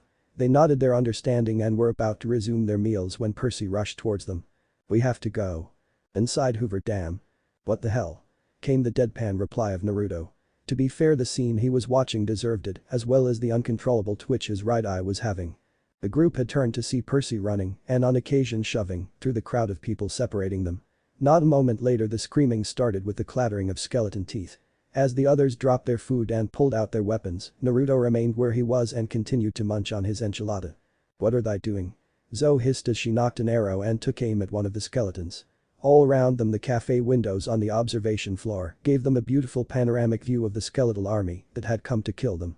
Naruto counted 2 on the cast side of the dam road, blocking the way to Arizona. 3 more on the west side, guarding Nevada. All of them were armed with batons and pistols, just great more guns. However, the immediate problem was a lot closer. The 3 skeletal warriors who'd been chasing Percy in the turbine room now appeared on the stairs. They saw Naruto across the cafeteria and clattered their teeth. "I'm finishing my damn meal. In case you hadn't noticed, today hasn't exactly been stellar for me so far. Besides, you guys can handle figuring an exit." Naruto replied as Zoe was ready to turn around and reprimand him, but Grover beat her to it. "Elevator," he shouted. The group bolted in that direction with Naruto covering the rear after he finished his food. But the doors opened with a pleasant ding and 1 more warrior stepped out. Every warrior was accounted for, minus the 2 Naruto killed in New Mexico. They were completely surrounded. Then Grover had a brilliant, totally Grover-like idea. "Burrito fight," he yelled and flung his guacamole grand at the nearest skeleton. It knocked his skull clean off of his shoulders. The group wasn't sure what the other kids in the cafe saw, but they went crazy and started throwing their burritos and baskets of chips and sodas at each other, shrieking and screaming. The skeletons tried to aim their guns, but it was hopeless. Bodies and food and drinks were flying everywhere. In the chaos, Thalia and Percy tackled the other 2 skeletons on the stairs and sent them flying into the condiment table. Then they all raced downstairs, guacamole grands whizzing past their heads. "What now?" Grover asked as they burst outside. No one had an answer. The warriors on the road were closing in from either direction. They ran across the street to the pavilion with the winged bronc statues as Naruto put a bronze bullet through a skeleton's head that too close to Annabeth for comfort. But that put their backs to the mountain. The skeletons moved forward, forming a crescent around them. Their brethren from the cafe were running up to join them. One was still putting its skull back on its shoulders. Another was covered in ketchup and mustard. 2 more had burritos lodged in their rib cages. They didn't look happy about it, they drew batons and advanced. 4 against 11, Zoe muttered. And for some reason only Naruto can kill them. "About that," Naruto muttered back. "I've been thinking that has something to do with me being a son of Hades. And nice job with the burrito, Grover, great shot." "Thanks. It's has been nice adventuring with you guys," Grover said, his voice trembling. "And leave it to Percy to ruin the moment." "Whoa," he said. "Their toes are really bright." "Ah, the statues, so that's what he's talking about." "Percy," Thalia said. "This isn't the time." Percy couldn't help staring at the 2 giant bronze statues with tall bladed wings like letter openers. They were weathered brown except for their toes, which shone like new pennies from all the times people had rubbed them for good luck. "Thalia," Percy said. "Pray to your dad." She glared at him. "He never answers." "Try it," Naruto said. Thalia turned and glared at him now. "It's not like we can lose anything by trying. Besides, we're running out of options." Thalia was still glaring at him but took a second to look around. Annabeth and Grover were silently pleading with her, while Naruto and Zoe had formed a human wall between the 2 groups so the rest of their group could have some breathing room. "Fine." She gritted out. Thalia closed her eyes. Her lips moved in a silent prayer. Percy put in his own prayer to Annabeth's mom, Athena, hoping that it was her that he had met in the elevator that she was trying to help save her daughter. And nothing happened. The skeletons closed in. They prepared their weapons and got ready for a fight. Then a shadow fell over them. Then they realized it was the shadow of a pair of enormous wings. The skeletons looked up too late. A flash of bronze and all 5 of the baton wielders were swept aside. As the others aimed their guns at them, Naruto grabbed Zoe and moved in front of her, ready to take the hit. She was stunned, even though it wasn't necessary. The other skeletons opened fire, but the bronze angels had stepped in front of them and folded their wings like shields. Bullets pinged off of them like rain off of a metal roof. Both angels slashed outward and the skeletons went flying across the road. "Man, it feels good to stand up," the first angel said. His voice sounded tinny and rusty, as if he hadn't had a drink since he'd been built. "Will you look at my toes?" the other said. Holy Zeus, what were those tourists thinking? As stunned as everyone was, they got over it really quickly. They kind of had to with everything they had experienced on this quest so far. The skeletons were recovering though. A few of them were getting up again, reassembling, bony hands groping for their weapons. Naruto took 2 quick shots and 2 heads exploded into golden dust. "Trouble," Percy said. "Get us out of here," Thalia yelled. Both angels looked down at her. "Zeus's kid?" "Yes." "Could I get a please, Miss Zeus's kid?" one of the angels asked. "Please," was Thalia's panicked reply. The angels looked at each other and shrugged. "Could use a strect," one decided. The next thing any one of them knew what happened, one of them grabbed Percy, Annabeth and Grover, while the other grabbed Thalia, Naruto and Zoe. Then they flew straight up, over the dam and the river, the skeleton warriors shrinking to tiny specks below them and the sound of gunfire echoing off the sides of the mountains. "Tell me when it's over," Thalia said. Her eyes were shut tight. The statue was holding on to them so they couldn't fall, but still Thalia clutched Naruto's arm like it was the most important thing in the world. Something Zo didn't exactly like. "Hold still," Naruto said as he gripped a pressure point on her neck and put her to sleep. He noticed Zo's questioning glance and decided to elaborate. "This way she doesn't freak out for the rest of the flight." She nodded as it made sense. Thalia would still try to kick his ass when she came to. She wouldn't succeed, but she would definitely try. "We are in the Sierras," Zo said as she tried to break the ice. She wasn't sure how to approach the subject of him throwing himself in harm's way for her. "I have hunted here before. At this speed, we should be in San Francisco in a few hours." Naruto just nodded, she was getting used to him being silent unless it was important to the quest. Hey Frisco," their angel said. "Yo, Chuck. We could visit those guys at the Mechanics Monument again. They know how to party." "Oh, man," the other angel said. "I am so there." As Percy started to converse with the angels and the others, Naruto turned away from the beautiful mountain view. "So," he began, getting her attention. "Are we going to talk about what happened or are we going to continue to pretend nothing happened?" Zo froze up for a few seconds before lowering her head, so her eyes were shadowed. "Why?" she whispered, knowing he could hear her. He knew what she was confused as to why he was willing to take a bullet for her. Naruto was silent for several moments as he contemplated his answer. Sure, he only knew of familial love, but that was only because of the few good people he had bonded with. Old Man Tsurutobi, Kakashi, Itachi, Gaara, Killer Bee, and Tsunade after he convinced her to come back and be Hokage so the old man could retire. That wasn't counting the others he had healthy relationships with like Anko and Kurenai. But love of another person, he had never been in love like that before. He didn't really know if he ever would be. But one thing was for certain. He cared for Zo more than that of a familial bond. In the end he decided the truth was the best option. Besides, if she didn't feel the same way, that was the worst thing that could happen. He'd get over it anyway, he always did.